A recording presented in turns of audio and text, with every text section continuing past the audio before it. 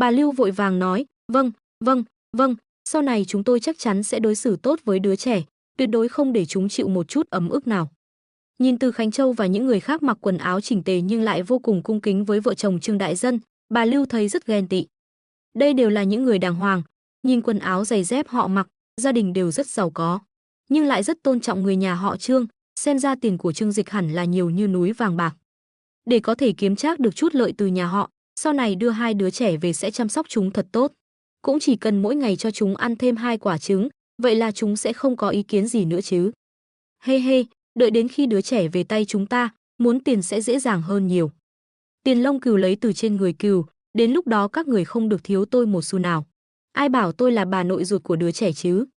Trong lòng bà Lưu đắc ý nhưng trên mặt lại khiêm tốn không giống với bản thân. Ông nội Chín nói gì thì bà ta đều gật đầu lắng nghe. Quả nhiên, sau khi ông nội Chín chỉ trích bà ta một hồi, lại quay sang nhìn vợ chồng Trương Đại Dân. Đại Dân, Tú Hoa, chuyện này chắc chắn là do họ làm không đúng. Người già đối với trẻ con nên yêu thương, dù sao cũng là con ruột. Nói đến đây, giọng điệu của ông ta đột nhiên thay đổi, nhưng mà, nếu các người nhớ con thì có thể để con ở đây vài ngày. Sau này lúc nào muốn gặp cũng có thể đón về. Nhưng nếu cứ ở đây với các người mãi thì không ổn lắm. Là người già trong làng, là tộc lão của dòng họ, Cửu Gia Gia đương nhiên rất muốn duy trì trật tự của nhà họ Trương. Bà Lưu nghe xong câu này trong lòng vui như nở hoa, vội vàng đứng dậy nói, vâng, vâng, vâng, sau này tôi nhất định sẽ chăm sóc tốt cho đứa trẻ, không để chúng chịu khổ nữa. Vợ chồng Trương Đại Dân sắc mặt trở nên khó coi, rõ ràng là không muốn cứ thế mà giao con cho người khác.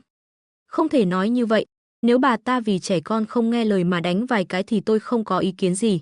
Bà ta chính là thiên vị, không để hai đứa con nhà con gái tôi vào mắt. Vậy thì tôi có thể yên tâm để con tiếp tục ở với bà ta sao? Lúc này, ông nội Năm cũng lên tiếng, bây giờ mọi người đều đã làm ông bà ngoại, tâm trạng của các người chúng tôi có thể hiểu được. Nhưng lý lẽ là lý lẽ, quy củ là quy củ. Các người không thể đánh vào mặt người ta như vậy được. Bây giờ họ đã nhận ra sai lầm, các người cũng nên thu lại một chút. Không cần thiết phải làm cho hai nhà trở mặt với nhau. Ông nội Năm làm người hòa giải. Nghe hai người bác trong họ nói như vậy, lòng Trương Đại Dân dần trùng xuống. Mặc dù bây giờ Trương Dịch có bản lĩnh nhưng hắn có nhiều tiền đến mấy thì trong gia tộc vẫn phải chú ý đến quy củ. Đây chính là sức mạnh của gia tộc. Bây giờ ngay cả hai ông nội cũng đã lên tiếng, nếu họ còn cố chấp thì không ổn. Bà Lưu trên mặt nở hoa, ha ha ha, hai bác nói thật có lý. Dù sao chúng ta cũng là thông gia, đều là một nhà. Sau này còn phải qua lại nhiều, lúc nào các bác muốn gặp đứa trẻ thì nói với tôi một tiếng, tôi sẽ lập tức đưa đứa trẻ đến cho các bác. Một vẻ hiểu chuyện, khiến những người dân trong làng không rõ sự thật cũng bàn tán. Bà Lưu này đã nhận ra sai lầm, tôi thấy cũng được rồi. Đúng vậy, biết quay đầu là bờ, bất kể trước đây đã làm gì, chỉ cần sau này bà ta đối xử tốt với đứa trẻ là được. Đúng vậy, cho bà ta một cơ hội đi, nếu không thì bà ta không có cháu trai và cháu gái, trong lòng sẽ khó chịu lắm. Một đám người nói thêm vào, khiến niềm tin kiên định ban đầu của vợ chồng Trương Đại Dân cũng dao động. Thực ra nghĩ kỹ lại thì những gì mọi người nói có vẻ rất có lý. Hay là cứ đưa đứa trẻ về trước xem sao. Đúng lúc này, Trương Dịch dẫn theo hai đứa trẻ trở về. Hắn chen vào phía trước nghe thấy tiếng bàn tán trong nhà, sự tức giận và khinh thường khiến hắn ta hơi nheo mắt. Nói lời ngon tiếng ngọt, nói dối trắng trợn, giả vờ giả vị. Gia hòa vạn sự hưng là tư tưởng của người nhà nhưng Trương Dịch chưa bao giờ tin. Cho người phạm lỗi cơ hội thứ hai, chính là để họ cho rằng sai lầm có thể được tha thứ, sau đó tiếp tục phạm lỗi. Hắn sẽ không mạo hiểm với hạnh phúc của cháu trai và cháu gái mình. Lúc này, hai đứa trẻ một đứa nắm tay trái, một đứa nắm tay phải của hắn. Sức lực truyền đến từ những ngón tay khiến Trương Dịch cảm nhận được sự căng thẳng trong lòng chúng. Chỉ mới nhìn thấy bà Lưu đến, chúng đã sợ hãi chạy ra sau lưng Trương Dịch, run rẩy. Đừng sợ, Trương Dịch từ từ an ủi chúng, sau đó đưa tay xoa đầu hai đứa trẻ. Tiểu Vũ và Thần Thần ngẩng đầu nhìn thấy ánh mắt dịu dàng của Trương Dịch, trong ánh mắt anh mang theo sự tự tin và sức mạnh vô hạn, lập tức khiến tâm trạng căng thẳng của chúng bình tĩnh lại. Vâng, Tiểu Vũ gật đầu, trong ánh mắt mang theo sự tin tưởng đối với Trương Dịch. Ngay khi tiếng bàn tán trong nhà không dứt, vợ chồng Trương Đại Dân ngồi không yên, Trương Dịch đẩy đám đông ra đi tới. Hôm nay nhà mình đông vui quá nhỉ, lại có ai đến vậy? Hắn một tay dắt một đứa trẻ xuất hiện trước đám đông, trên người như có một luồng sáng dịu dàng nhưng kiên định, từ từ đẩy những người khác sang một bên. Đây là sự tự tin và quý phái, khiến hắn ta trông khác biệt hẳn so với những người khác trong làng Trương gia. Ôi, Trương Dịch về rồi. Còn dẫn theo hai đứa trẻ, lần này náo nhiệt rồi. Chỉ không biết anh ta có đồng ý để đứa trẻ về không? Xem anh ta nói thế nào, dù sao thì tôi thấy bà Lưu cũng đáng thương, cho bà ta một cơ hội cũng được. Đám đông bàn tán xôn xao, mấy người trong nhà cũng nhìn về phía Trương Dịch. Vợ chồng Trương Đại Dân như chút được gánh nặng, bây giờ họ ngại quan hệ trong họ tộc nên không tiện phản bác hai người bác, chỉ có thể dựa vào con trai mình. Còn bà Lưu và gia đình nhìn thấy Trương Dịch, trong mắt lóe lên một tia cam hận, vẫn còn ghi hận chuyện Trương Dịch đánh họ hôm qua. Tuy nhiên, họ đã che giấu rất tốt cảm xúc này, bởi vì Trương Dịch chính là một tòa núi vàng, họ còn đang chờ khai thác đây. Sự xuất hiện của Trương Dịch khiến bầu không khí tại hiện trường thay đổi rõ rệt. Hai vị tộc lão họ Trương đều không nhịn được mà ngồi thẳng người dậy, đối mặt với người trẻ tuổi là cháu của họ, không khỏi có chút căng thẳng. Những người trẻ tuổi bây giờ chưa chắc đã coi trọng cái gọi là quan hệ trong họ tộc. Hơn nữa với thân phận hiện tại của Trương Dịch, nếu thực sự trở mặt, cả trấn Trương gia không ai đấu lại được hắn ta. Ồ, Tiểu Dịch đến rồi à? Ông nội Chín vui vẻ cười chào hỏi. Ông nội Năm vốn thích nghiêm mặt, là một người mặt liệt, cũng cố gắng nở nụ cười. Ôi, Tiểu Dịch, lâu lắm rồi ông không gặp. Bây giờ lớn tướng và đẹp trai, là nhân tài của nhà họ Trương chúng ta. Trương Dịch cũng lịch sự gật đầu. Ông nội Năm, ông nội Chín, lâu rồi không gặp. Vừa dứt lời, bên phải đột nhiên có tiếng ái chà. Bà Lưu từ trên ghế bật dậy, giang hai tay lao về phía hai đứa trẻ bên cạnh Trương Dịch. Tim gan của bà, cháu ngoan của bà, bảo bối của bà ơi, bà nhớ các cháu muốn chết. Tiểu Vũ và Thần Thần sợ hãi run rẩy, nhìn bà Lưu giang rộng 5 ngón tay khô đét lao tới, giống như nhìn một con yêu quái bắt trẻ con. Oa, Thần Thần sợ hãi khóc luôn, vội vàng trốn ra sau Trương Dịch. Tiểu Vũ gan dạ hơn một chút nhưng cũng nắm chặt lấy vạt áo Trương Dịch, không muốn bị bà Lưu bắt. Ánh mắt Trương Dịch lóe lên, trừng mắt nhìn bà Lưu lạnh lùng quát, cút xa ra. Trước mặt tôi mà muốn bắt nạt trẻ con, muốn chết à? Bà Lưu lập tức đứng sững tại chỗ, còn hầu hết mọi người tại hiện trường đều trợn tròn mắt, không ngờ Trương Dịch lại có thể nói lời tàn nhẫn như vậy. Dù sao thì hai vị tộc lão vẫn còn ở đây, ít nhiều gì cũng nên nể mặt họ. Bà Lưu tỏ vẻ tủi thân nhưng trong lòng lại chửi Trương Dịch như tát nước vào mặt.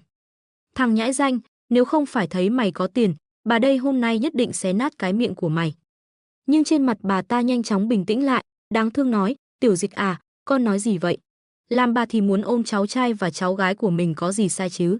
Con xem, Thần Thần thấy bà mà kích động khóc kìa. Bà ta chỉ vào Thần Thần đang khóc nức nở ở đằng kia. Trương Dịch, bà già này đúng là không biết xấu hổ, thế mà cũng có thể nói được à?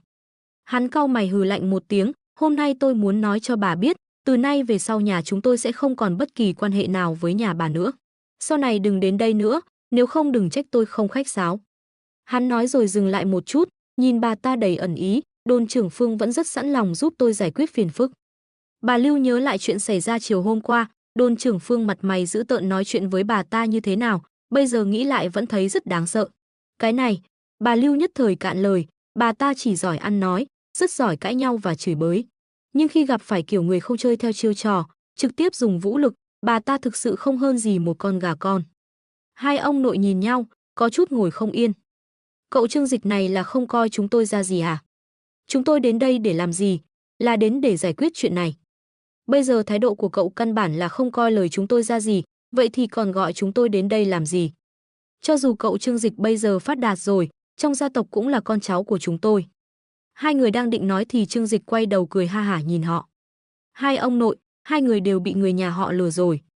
Hai vị trưởng bối sửng sốt, lập tức nhìn nhau bằng ánh mắt kỳ lạ, lại nhìn sang gia đình bà Lưu. Lừa là lừa thế nào? Trương Dịch thản nhiên nói, gia đình này nổi tiếng là vô liêm sỉ. Chỉ thấy người nhà họ Trương chúng tôi tốt bụng, hai ông nội lại càng vô tư nên muốn lợi dụng các ông để chiếm tiện nghi mà thôi. Lúc này, bà Lưu thở dài, ôi, Tiểu Dịch à, tôi nghĩ giữa chúng ta có thể có hiểu lầm gì đó, thực ra nhà chúng tôi rất thương Tiểu Vũ và Thần Thần. Không phải vì muốn chiếm tiện nghi gì mới đến, mà là vì tình yêu. Lưu Nhị Hắc cũng kêu lên, đúng vậy, cậu không biết mẹ tôi chăm sóc hai đứa vất vả thế nào đâu, chẳng hiểu gì về người già cả. Trương Dịch cười lạnh, khoanh tay chừng mắt nhìn mấy người họ hỏi, ồ, thật sao? Miệng thì nói là vì trẻ con, kết quả là mỗi ngày để trẻ con không được ăn một bữa cơm tử tế, thế cũng là vì trẻ con sao? Nếu không phải vì tôi Trương đây bây giờ có chút tiền, các người thấy có lợi rồi, sẽ đến đây giả vờ làm cháu trai chứ. Mọi người đều là người hiểu chuyện, đừng coi ai là kẻ ngốc.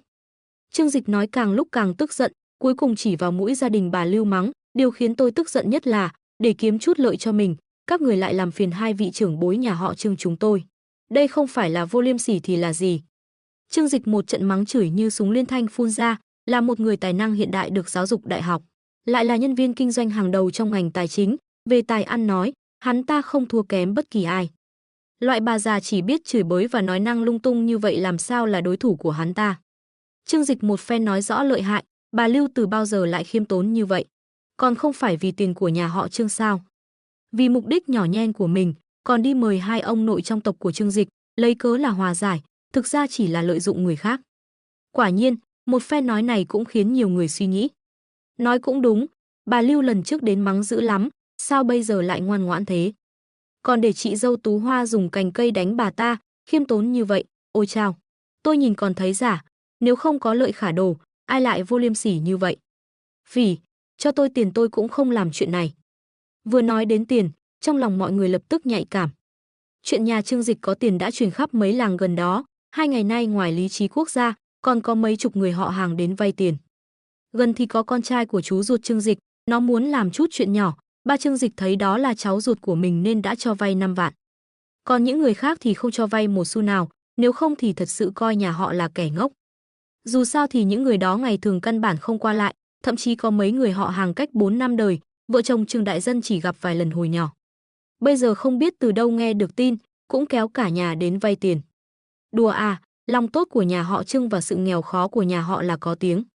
Đối với chuyện vay tiền này, trừ khi là ruột thịt hoặc tình bạn sống chết, nếu không thì căn bản sẽ không cho vay một xu. Không phải vì keo kiệt, mà là vì những năm đầu nhà họ Trương đã cho người khác vay một số tiền lớn, đó là người bạn đã chơi với ba Trương Dịch 5-6 năm. Nhưng sau khi vay tiền, rất nhanh người đó đã biến mất. Điều này không chỉ làm tổn thương trái tim của Trương Đại Dân, mà còn khiến nhà họ Trương từ đó về sau cho người khác vay tiền đều phải rút kinh nghiệm.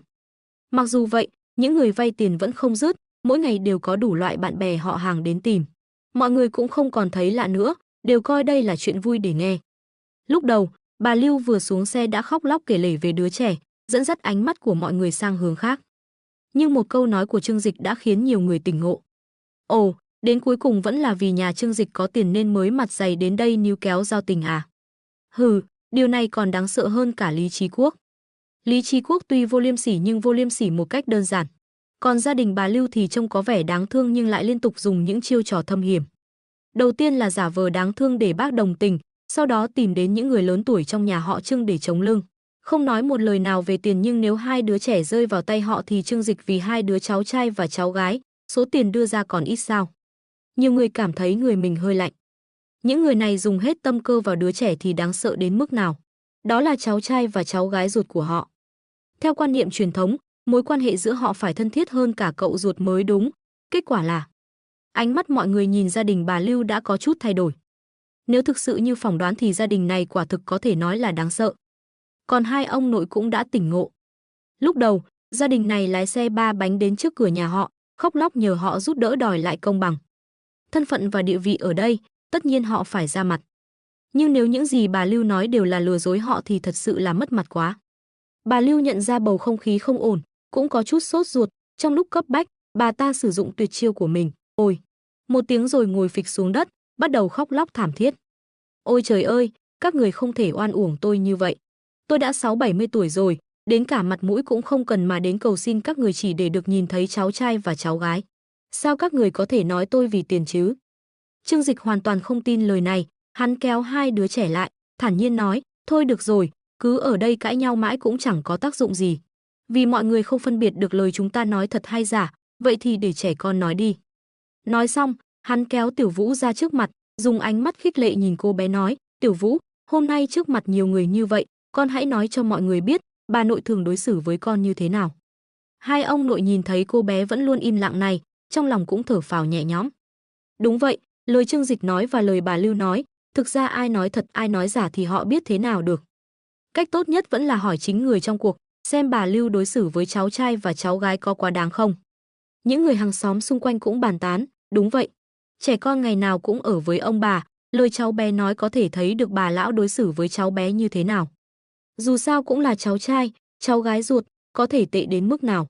Có thể là trẻ con nổi loạn, chịu một chút ấm ức cũng không được, chỉ cần quản giáo một chút là phản kháng. Ôi, tình huống này cũng có, chúng ta nghe xem cháu bé nói thế nào. Mọi người nói qua nói lại. Vợ chồng Trương Đại Dân nhìn nhau, cũng gật đầu, đồng ý với cách làm của Trương Dịch. Chỉ có ba người nhà bà Lưu là sắc mặt xoẹt, một cái trở nên khó coi. Đối mặt với đề nghị của Trương Dịch, phần lớn mọi người đều cảm thấy rất phù hợp. Bất kể lời trẻ con có thể tin được bao nhiêu nhưng ít nhất trong tình huống hiện tại, thực sự có giá trị tham khảo rất cao. Mọi người đều là người lớn, mặc dù trẻ con có thể có một số phát ngôn trẻ con nhưng họ cũng có đủ năng lực để phân biệt thật giả. Xem gia đình bà Lưu đối xử với hai đứa trẻ Tiểu Vũ và Thần Thần như thế nào. Không được, trẻ con ở với họ một đêm, chắc chắn là anh ta đã dạy trẻ con nói rồi. Bà Lưu sắc mặt khó coi hét lên, tôi kiên quyết phản đối. Lời trẻ con không có chuẩn mực, cho cháu một viên kẹo là cháu nghe lời cháu rồi. Bà Lưu tự mình rất rõ ràng bình thường bà ta đối xử với Tiểu Vũ và Thần Thần như thế nào. Vì không thích chị cả của Trương Dịch là Trương Tư Viện, bà Lưu thường trút giận lên hai đứa trẻ.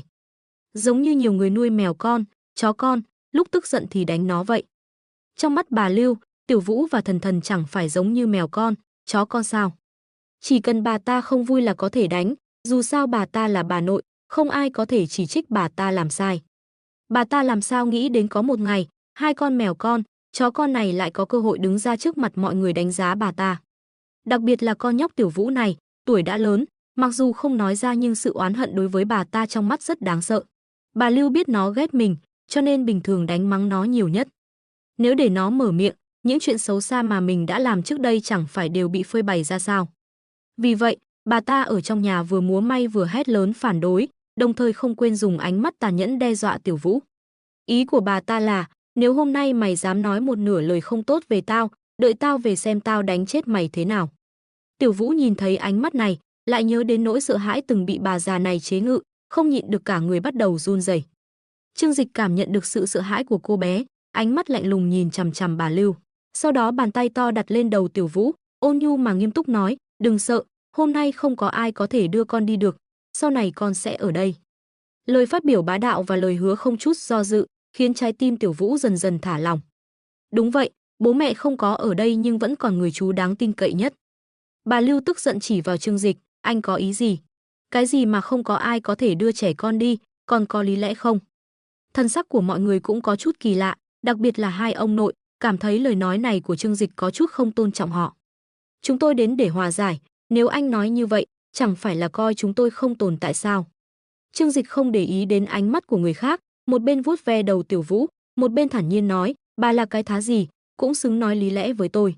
Nếu không phải vì tôi là người tốt, bà tin không tôi có thể giết chết bà. Nói những lời tàn nhẫn nhất bằng giọng điệu bình thản nhất, sự tương phản này khiến Tiểu Vũ cảm thấy vô cùng yên tâm nhưng lại khiến bà Lưu giật mình. Anh muốn làm gì?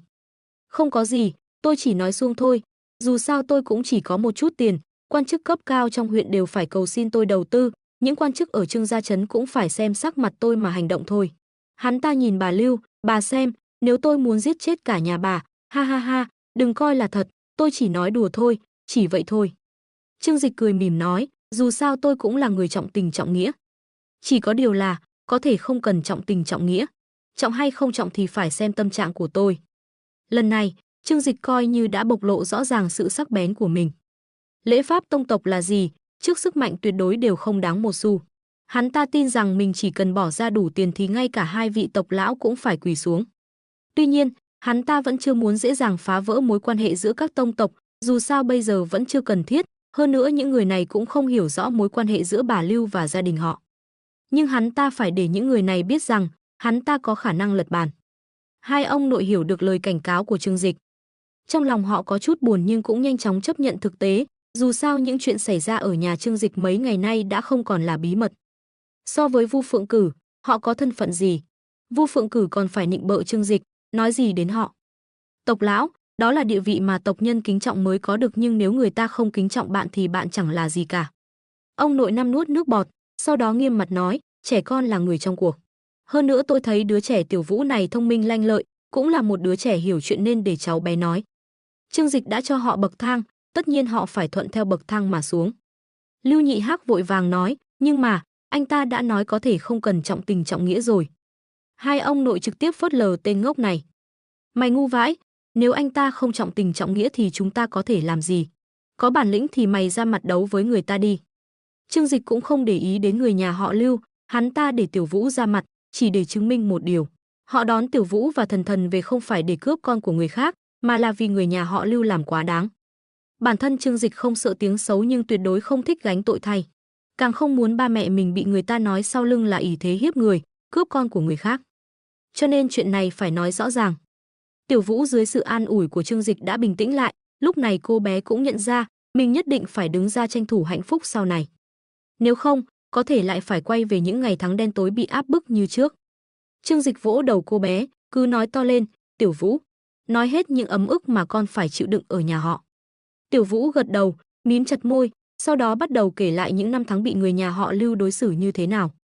Bà nội ở nhà chỉ biết đánh bài, con thường đánh đến tối. Cháu và em trai đói bụng đi tìm bà, nếu bà thắng tiền thì đuổi cháu đi chỗ khác, đừng làm bà mất tiền. Nếu thua thì đánh chúng cháu, còn mắng chúng cháu là sao chổi, hại bà đánh bài thua. Nhà có đồ ăn ngon chúng cháu không bao giờ được ăn. Vài tháng trước, ba cháu gửi về nhà rất nhiều thịt bò, nói là chúng cháu đang tuổi ăn tuổi lớn, bảo bà nội làm cho chúng cháu ăn. Kết quả ba vừa đi, bà nội lập tức đem hết thịt sang nhà chú hai, chúng cháu không được ăn miếng nào. Lần trước cuối tuần bà nội không ở nhà, chúng cháu chạy ra ngoài chơi, đi ngang qua nhà chú thì thấy bà nội ở đó. Vừa vào sân thì thấy bà nội đang hấp bánh bao với thím. Cháu và em trai thèm quá cũng muốn ăn, kết quả bà nội lập tức lật mặt dùng chổi đuổi chúng cháu đi, còn chê chúng cháu mất mặt, mắng chúng cháu là ăn mày. Tiểu Vũ vừa nói vừa khóc, nhớ lại những chuyện đã trải qua, cô bé không kìm được nước mắt. Những người lớn xung quanh nghe xong mặt mày méo mó, không thể tưởng tượng được đây lại là những chuyện mà một bà nội ruột có thể làm với cháu ruột của mình. Trên đời này sao lại có bà nội như thế, nói cháu ruột của mình là ăn mày. Đúng là uổng công Lưu Khải đối xử tốt với họ như vậy, vừa cho nhà ở, vừa cho tiền cho ăn hàng tháng. Kết quả họ lại đối xử với con của người ta như vậy. Thật không phải là chuyện mà con người làm. Một số phụ nữ lớn tuổi vừa lau nước mắt, vừa nhìn hai đứa trẻ đáng yêu như vậy mà chỉ trích bà lão độc ác, tình mẫu tử cũng tràn đầy. Trương Dịch cũng thở dài, hắn đã có sự chuẩn bị tâm lý nhưng khi nghe chính Tiểu Vũ kể lại từng chuyện một, hắn vẫn không kìm được muốn đánh cho bà lão này một trận. Rồi hỏi xem trái tim bà ta có phải bằng thịt không. Trương Đại Dân và Lý Tú Hoa vừa nghe vừa lau nước mắt, họ biết một số chuyện này, vì hai đứa trẻ đã lén nói với họ vào tối hôm qua.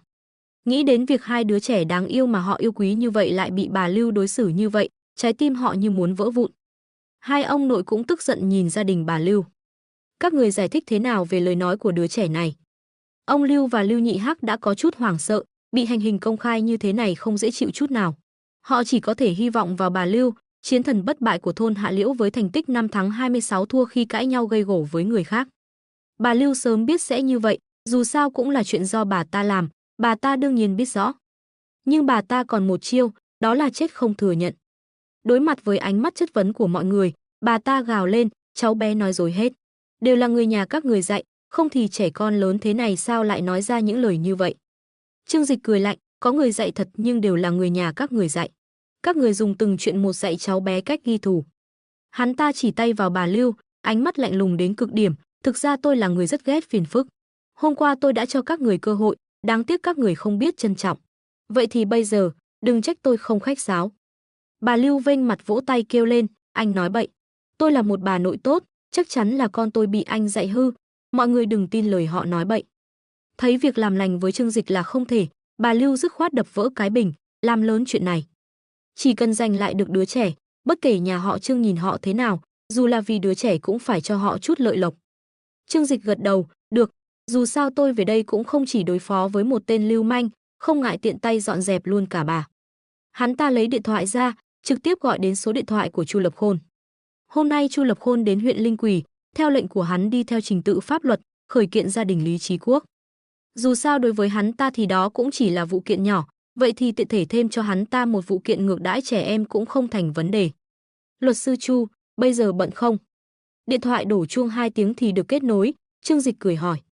Bà Lưu vẫn đang ở đó kêu gào nhưng Lưu Nhị Hắc lại nghe thấy những từ trong lời nói của Trương Dịch. Hai chữ luật sư khiến hắn ta có chút sợ hãi, người ta có tiền có thế, muốn kiện họ sao? Lúc này Chu Lập Khôn đang ở văn phòng hành chính huyện Linh Quỳ, nhận được tin nhắn của Trương Dịch, hiểu rõ tình hình, lập tức nói, được Tổng Giám đốc Trương, tôi sẽ về ngay. Yên tâm, loại chuyện này kiện chắc thắng, chỉ cần đứa trẻ làm chứng là có thể xử lý.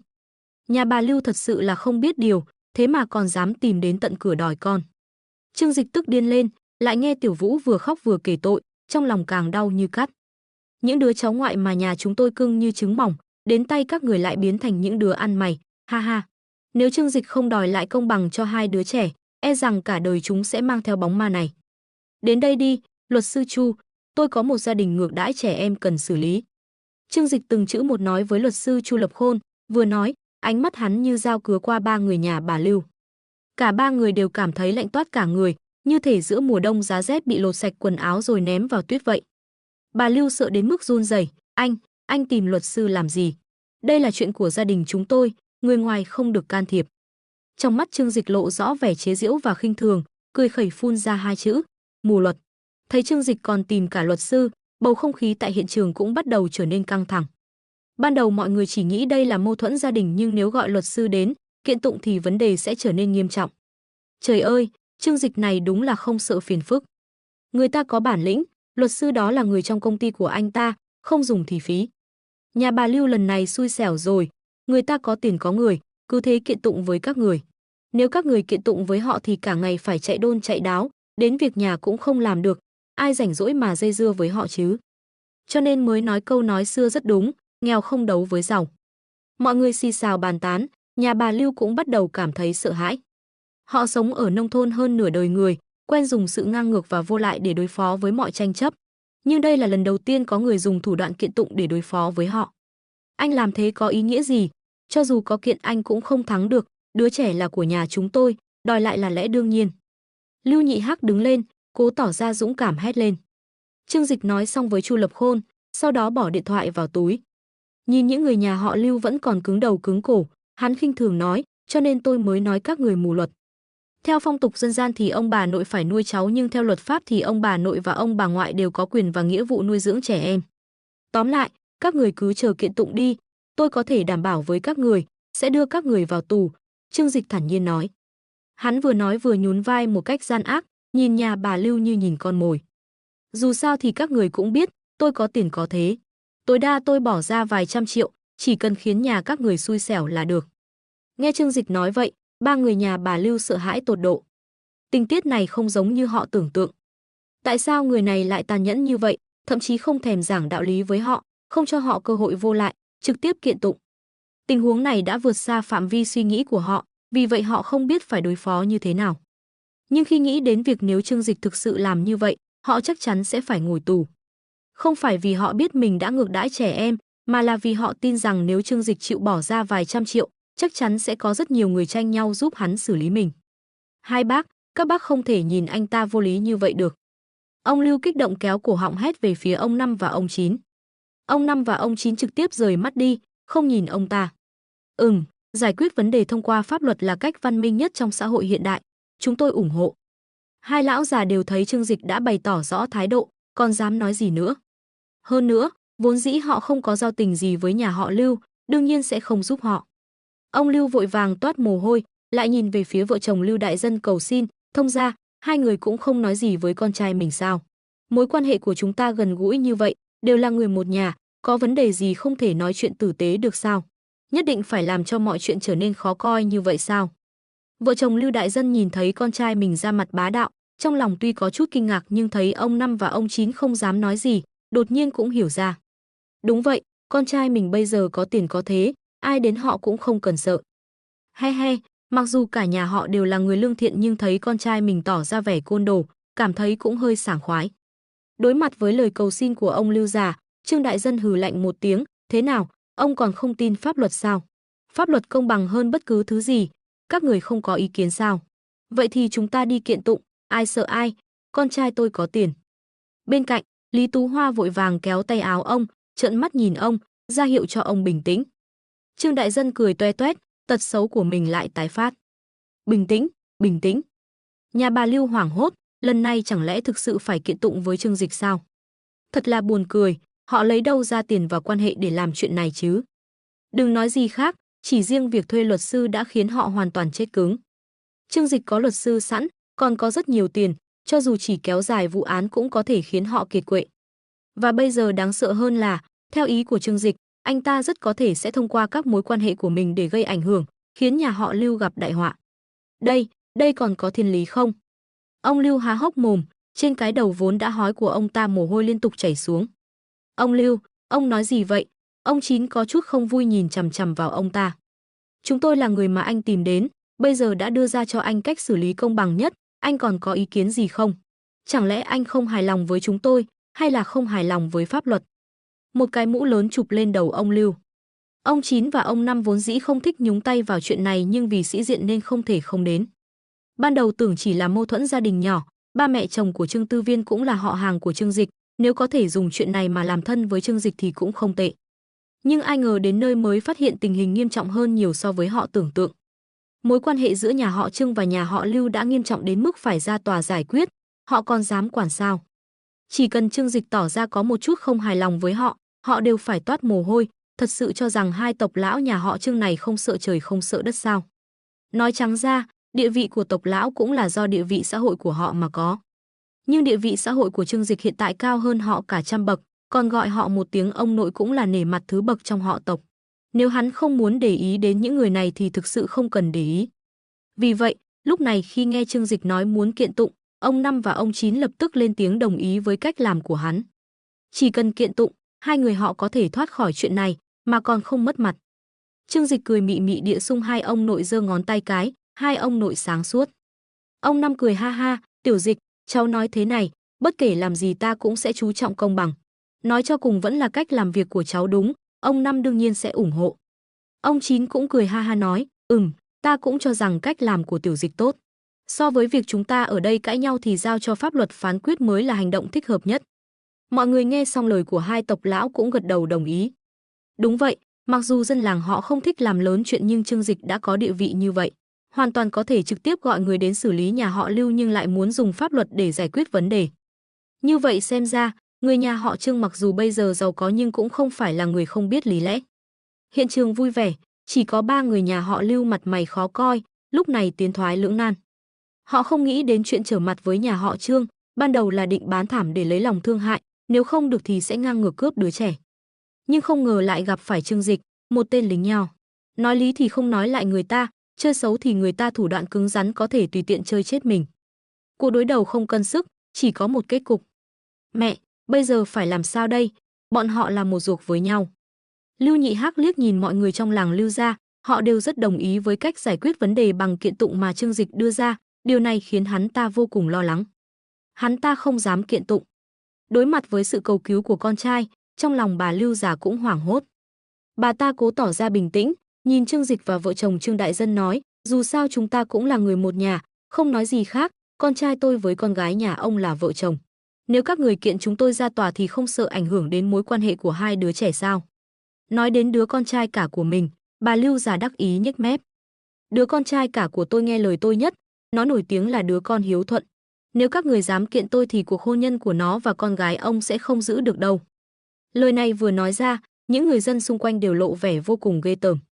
Trời ơi, sao lại có bà già độc ác như vậy? Thật không ngờ lại dùng hôn nhân của con trai mình để uy hiếp người khác. Bà không phải là đang hại con trai mình sao? Đúng vậy, đứa con trai ngốc nghếch của bà ta cả đời hiếu thuận, cuối cùng cũng có được một người vợ tốt và một người em vợ có thể giúp đỡ nó.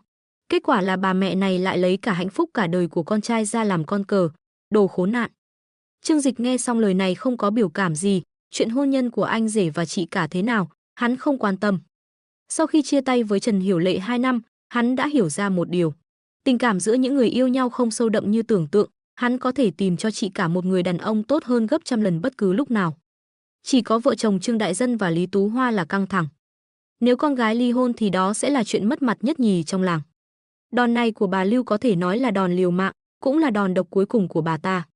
Đối mặt với quyền thế hiện tại của nhà họ Trương, con bài duy nhất của bà ta chính là đứa con trai của mình. Nhưng khi nhìn thấy vẻ mặt khó xử của vợ chồng Trương Đại Dân, bà ta lập tức hiểu rằng mình đã cược đúng. Thương thay lòng cha mẹ, có mấy ai không mong con cái mình được hạnh phúc, trừ những người như bà Lưu già. Có lẽ trong mắt bà ta, đứa con trai cả ngốc nghếch kia không phải là con trai của mình, chỉ có đứa con trai thứ hai biết nói biết cười dỗ dành bà ta mới được tính. Rất hiểu tính cách của người dân nông thôn, bà Lưu biết vợ chồng Trương Đại Dân chắc chắn sẽ cân nhắc đến cuộc hôn nhân của con gái, vì vậy đã tung ra một quân át chủ bài, để lật ngược tình thế. Mà vợ chồng Trương Đại Dân dù biết đây là âm mưu của bà ta nhưng vẫn không có cách nào. Bởi vì chiêu này quá độc, cũng chọc đúng vào chỗ mềm yếu nhất trong lòng họ. Trương Đại Dân dùng sức véo chặt đùi mình, tức giận vô cùng nhưng ông lại nhìn hai đứa trẻ nhỏ bên cạnh Trương Dịch, chìm vào suy tư. Tiểu Vũ năm nay mới 9 tuổi, thân thân 6 tuổi. Nếu Lưu Khải và Trương Tư Viên ly hôn thì chúng phải làm sao? Nếu ở độ tuổi còn nhỏ mà phải trải qua cú sốc như vậy thì chắc chắn sẽ để lại cho chúng bóng đen tuổi thơ nặng nề, thậm chí còn ảnh hưởng đến cả cuộc đời chúng. Nếu không có con thì không sao, nhưng đã có con thì phải suy nghĩ cho con. Cân nhắc đến tình huống tồi tệ này, Trương Đại Dân và Lý Tú Hoa đều không đành lòng. Trên mặt bà Lưu lộ ra nụ cười đắc ý, bà ta biết mình đã cược đúng. Bất kể người khác có mắng bà ta thế nào, chỉ cần bà ta có thể giành được 2 đứa trẻ là được. Nhìn 2 đứa trẻ nhỏ kia, mặc dù trước đây nhìn thế nào cũng thấy không vừa mắt, nhưng bây giờ nhìn lại thì thấy chúng đặc biệt đáng yêu. Ánh mắt bà Lưu già sáng lên, giống như một con hồ ly tinh tu luyện ngàn năm, nhìn chằm chằm vào chúng. Trong mắt bà ta, đây không phải là 2 đứa trẻ, mà là 2 cây hái ra tiền. Chỉ cần nắm được chúng, nhà họ Trương sẽ liên tục đưa tiền đến. Trương Dịch, mày không phải rất có bản lĩnh sao? Không phải quyên góp tiền sửa đường cho người ta được 500 vạn sao? Vậy thì tốt, mày có bản lĩnh quyên góp tiền thì tại sao không thể đưa tiền cho chúng tao? Thay vì để những người không liên quan hưởng lợi thì thà cho thông gia như chúng ta còn hơn. 2 đứa trẻ cảm nhận được ánh mắt đáng sợ của bà già, lại trốn về phía sau, chỉ có thể đặt ánh mắt hy vọng vào Trương Dịch. Bà Lưu đắc ý cười hừ hừ, nhìn vợ chồng Trương Đại Dân, hòa nhã hỏi, tôi nói thông gia, dù sao thì thái độ của tôi cũng bày ra ở đây rồi. Đứa trẻ này tôi nhất định phải mang về nuôi. Nếu các người không đồng ý, tôi sẽ để con trai tôi ly hôn với con gái các người, không có gì để thương lượng. Xung quanh lại vang lên một tràng mắng chửi, mọi người đã tức giận với bà già không biết xấu hổ này rồi, cũng không quan tâm có phải đang ở trước mặt bà ta hay không mà cứ mắng. Nhưng bà Lưu già vẫn bình tĩnh ung dung, hoàn toàn không để những lời mắng chửi của những người này vào mắt. Nói đùa chứ, chỉ có dân làng Trương gia là không biết bà ta thôi. Nếu không thì ông cứ đến thôn Liễu Hạ mà hỏi thăm, người mắng bà ta nhiều vô kể, nếu bà ta sợ bị mắng thì đã treo cổ chết từ lâu rồi. Cứ mắng đi, đợi sau này bà đây phát tài thì các người sẽ chết vì ghen tị. Trương Đại Dân vừa tức giận vừa bất lực, mặc dù ông rất ghét bộ mặt của bà Lưu già nhưng cũng không muốn để con gái mình dễ dàng ly hôn. Đúng lúc mọi người đều bó tay với bà Lưu già đáng ghét thì phần lớn mọi người đều lặng lẽ nhìn Trương Dịch đang đứng giữa sân. Là người đứng đầu nhà họ Trương hiện tại, lời nói của hắn mới có thể quyết định kết quả. Bà Lưu cũng nhận ra điều này, đắc ý nhìn Trương Dịch nói, hừ, tiểu Trương Dịch à, thím thực ra vẫn rất thích cháu. Cháu xem, chúng ta tuy rằng có thể có chút hiểu lầm nhưng đều có thể giải quyết được đúng không? Theo thím thấy thì, một nhà chúng ta nên hóa giải những chuyện lớn thành nhỏ, đúng không? Vì hạnh phúc hôn nhân của chị gái cháu, thím nghĩ cháu cũng sẽ không làm chuyện bốc đồng chứ. Ông Lưu phía sau cũng ra mặt làm người tốt, vẻ mặt thật thà xoa xoa tay, đúng đúng đúng, hòa khí sinh tài, gia hòa vạn sự hưng, phải lấy hỏa làm quý. Trên mặt Lưu Nhị Hắc cũng lại nở nụ cười. Bà già đúng là bà già, đúng là có bản lĩnh. Chỉ vài câu nói đã khiến mọi người đều bó tay. Trương Dịch nhìn màn trình diễn của họ, trên mặt vẫn không chút động tĩnh. Đợi đến khi bà Lưu già nói xong, hắn chỉ bình tĩnh và thương hại hỏi bà ta một câu, bà già, bà chắc chắn là con trai cả của bà sẽ nghe lời bà sao? Bà Lưu già nhướng mày, vô cùng tự tin chống nạnh. Hừ, đương nhiên rồi, con trai tôi từ nhỏ đã rất nghe lời mẹ nó, tôi bảo nó làm gì thì nó phải làm. Bà ta đắc ý chỉ tay vào vợ chồng Trương Đại Dân, may nhảy múa nói, ngay cả chuyện hôn sự với chị gái cháu lúc trước cũng là tôi thay nó quyết định. Tôi đã có thể để 2 đứa chúng nó kết hôn thì cũng có thể để 2 đứa chúng nó ly hôn. Nụ cười trên khóe miệng Trương Dịch càng ngày càng đậm, đợi đến khi bà Lưu già nói xong, hắn từ từ gật đầu, sau đó vỗ tay. Tốt, tốt lắm, có bản lĩnh. Bà đúng là không biết mình là cái thá gì rồi. Vậy thì chúng ta hãy cùng nghe xem, chính con trai bà nghĩ thế nào nhé. Trương Dịch cười hỏi. Mọi người nghe xong, đây là muốn gọi Lưu Khải đến à? Bà Lưu già hừ lạnh, gọi nó đến cũng vậy thôi. Lời tôi nói chính là ý của nó không dám trái lời tôi. Mặc dù tối hôm qua bị con trai cả đuổi ra ngoài nhưng bà Lưu già vẫn kiên định cho rằng con trai chỉ là nhất thời đầu óc có vấn đề. Đợi đến khi nó tỉnh táo lại, chắc chắn sẽ biết mình đã làm sai. Dù sao thì nó chỉ có một người mẹ. Trương Dịch nhìn đồng hồ, tính thời gian thì cũng nên đến rồi. Lời còn chưa dứt thì nghe thấy bên ngoài có người hét lên, vợ chồng cậu cả Lưu đến rồi, tránh đường ra. Đám đông soạt, một tiếng nhường ra một con đường, sau đó nghe thấy tiếng xe đạp ném xuống đất. Trương Dịch quay đầu lại, cùng mọi người nhìn về phía đó. Trương Đại Dân vẫn mặc quần áo đầu bếp, mặt đầy tức giận đứng ở đó, phía sau là chị cả Trương Tư Viện vẻ mặt bình tĩnh. Bà Lưu già trong lòng mừng rỡ, hét lớn với Lưu Khải, con trai, mẹ ở đây. Có người muốn bắt nạt mẹ con, còn muốn cướp con của nhà họ Lưu chúng ta, con phải giúp mẹ chút giận này. Bà Lưu già nhập vai trong một giây liền khóc lên. Nhưng Lưu Khải không chạy đến bênh vực mẹ mình, mà tức giận nhìn chằm chằm bà già này, hai mắt trợn tròn như bị tiêm máu gà, những người bên cạnh không dám đến gần hắn ta. Thực ra Lưu Khải đã đến một lúc rồi, sau khi Trương Dịch đến đây, hắn đã nhắn tin cho Lưu Khải bảo anh rể đến đây. Một là để anh ta nhìn rõ bộ mặt thật của ba mẹ mình, hai là để hắn ta tự mình giải quyết mớ hỗn độn này. Thật buồn cười, có thể kết thông gia với nhà họ Trương chúng tôi là phúc mấy đời của các người, còn dám đến gây chuyện. Tất nhiên là phải tự mình dọn dẹp sạch sẽ cho tôi. Trương Dịch kéo hai đứa trẻ lặng lẽ tránh sang một bên, nhường sân khấu chính cho Lưu Khải. Lúc này tóc của Lưu Khải dựng đứng lên, 3 bước thành 2 bước xông vào trong nhà. Đối mặt với bà Lưu đầy mong đợi, hắn ta nhìn một cái rồi quay đầu đi, trước mặt vợ chồng Trương Đại Dân phịch. Một tiếng quỳ xuống, dùng sức dập đầu 3 cái. Ba, mẹ, là con không phải, khiến ba mẹ phiền lòng. Vợ chồng Trương Đại Dân vội vàng đỡ hắn ta dậy, nói với hắn ta, con trai mau đứng lên, đây cũng không phải lỗi của con. Bà Lưu trợn tròn mắt, con trai của mẹ, con làm gì vậy, mẹ mới là mẹ con. Bà im miệng. Lưu Khải quay đầu hét lớn. Tiếng hét này to đến mức quá mức, Trương Dịch không nhịn được phải ngoáy ngoáy tai. Còn bà Lưu bên cạnh thì lập tức ngây người tại chỗ. Con dám hét vào mặt mẹ. Bà ta run rẩy chỉ tay, vẻ mặt không thể tin nổi nhìn Lưu Khải, bi phẫn nghiến răng nghiến lợi, trông như muốn ăn tươi nuốt sống người ta. Lưu Nhị Hắc cũng đứng ra nói, đúng vậy, anh cả. Anh nói chuyện với mẹ chúng ta như vậy sao, còn không mau xin lỗi mẹ. Lưu Khải im lặng vài giây, sau đó mới đứng dậy đối mặt với họ, trong mắt vừa bi thương vừa tức giận nói, những lời vừa rồi của các người tôi đều nghe thấy hết. Mẹ, hóa ra trong mắt mẹ, con chẳng là gì cả đúng không? Vì bản thân có thể kiếm chút lợi, mẹ có thể tùy tiện vứt bỏ hôn nhân của con đúng không?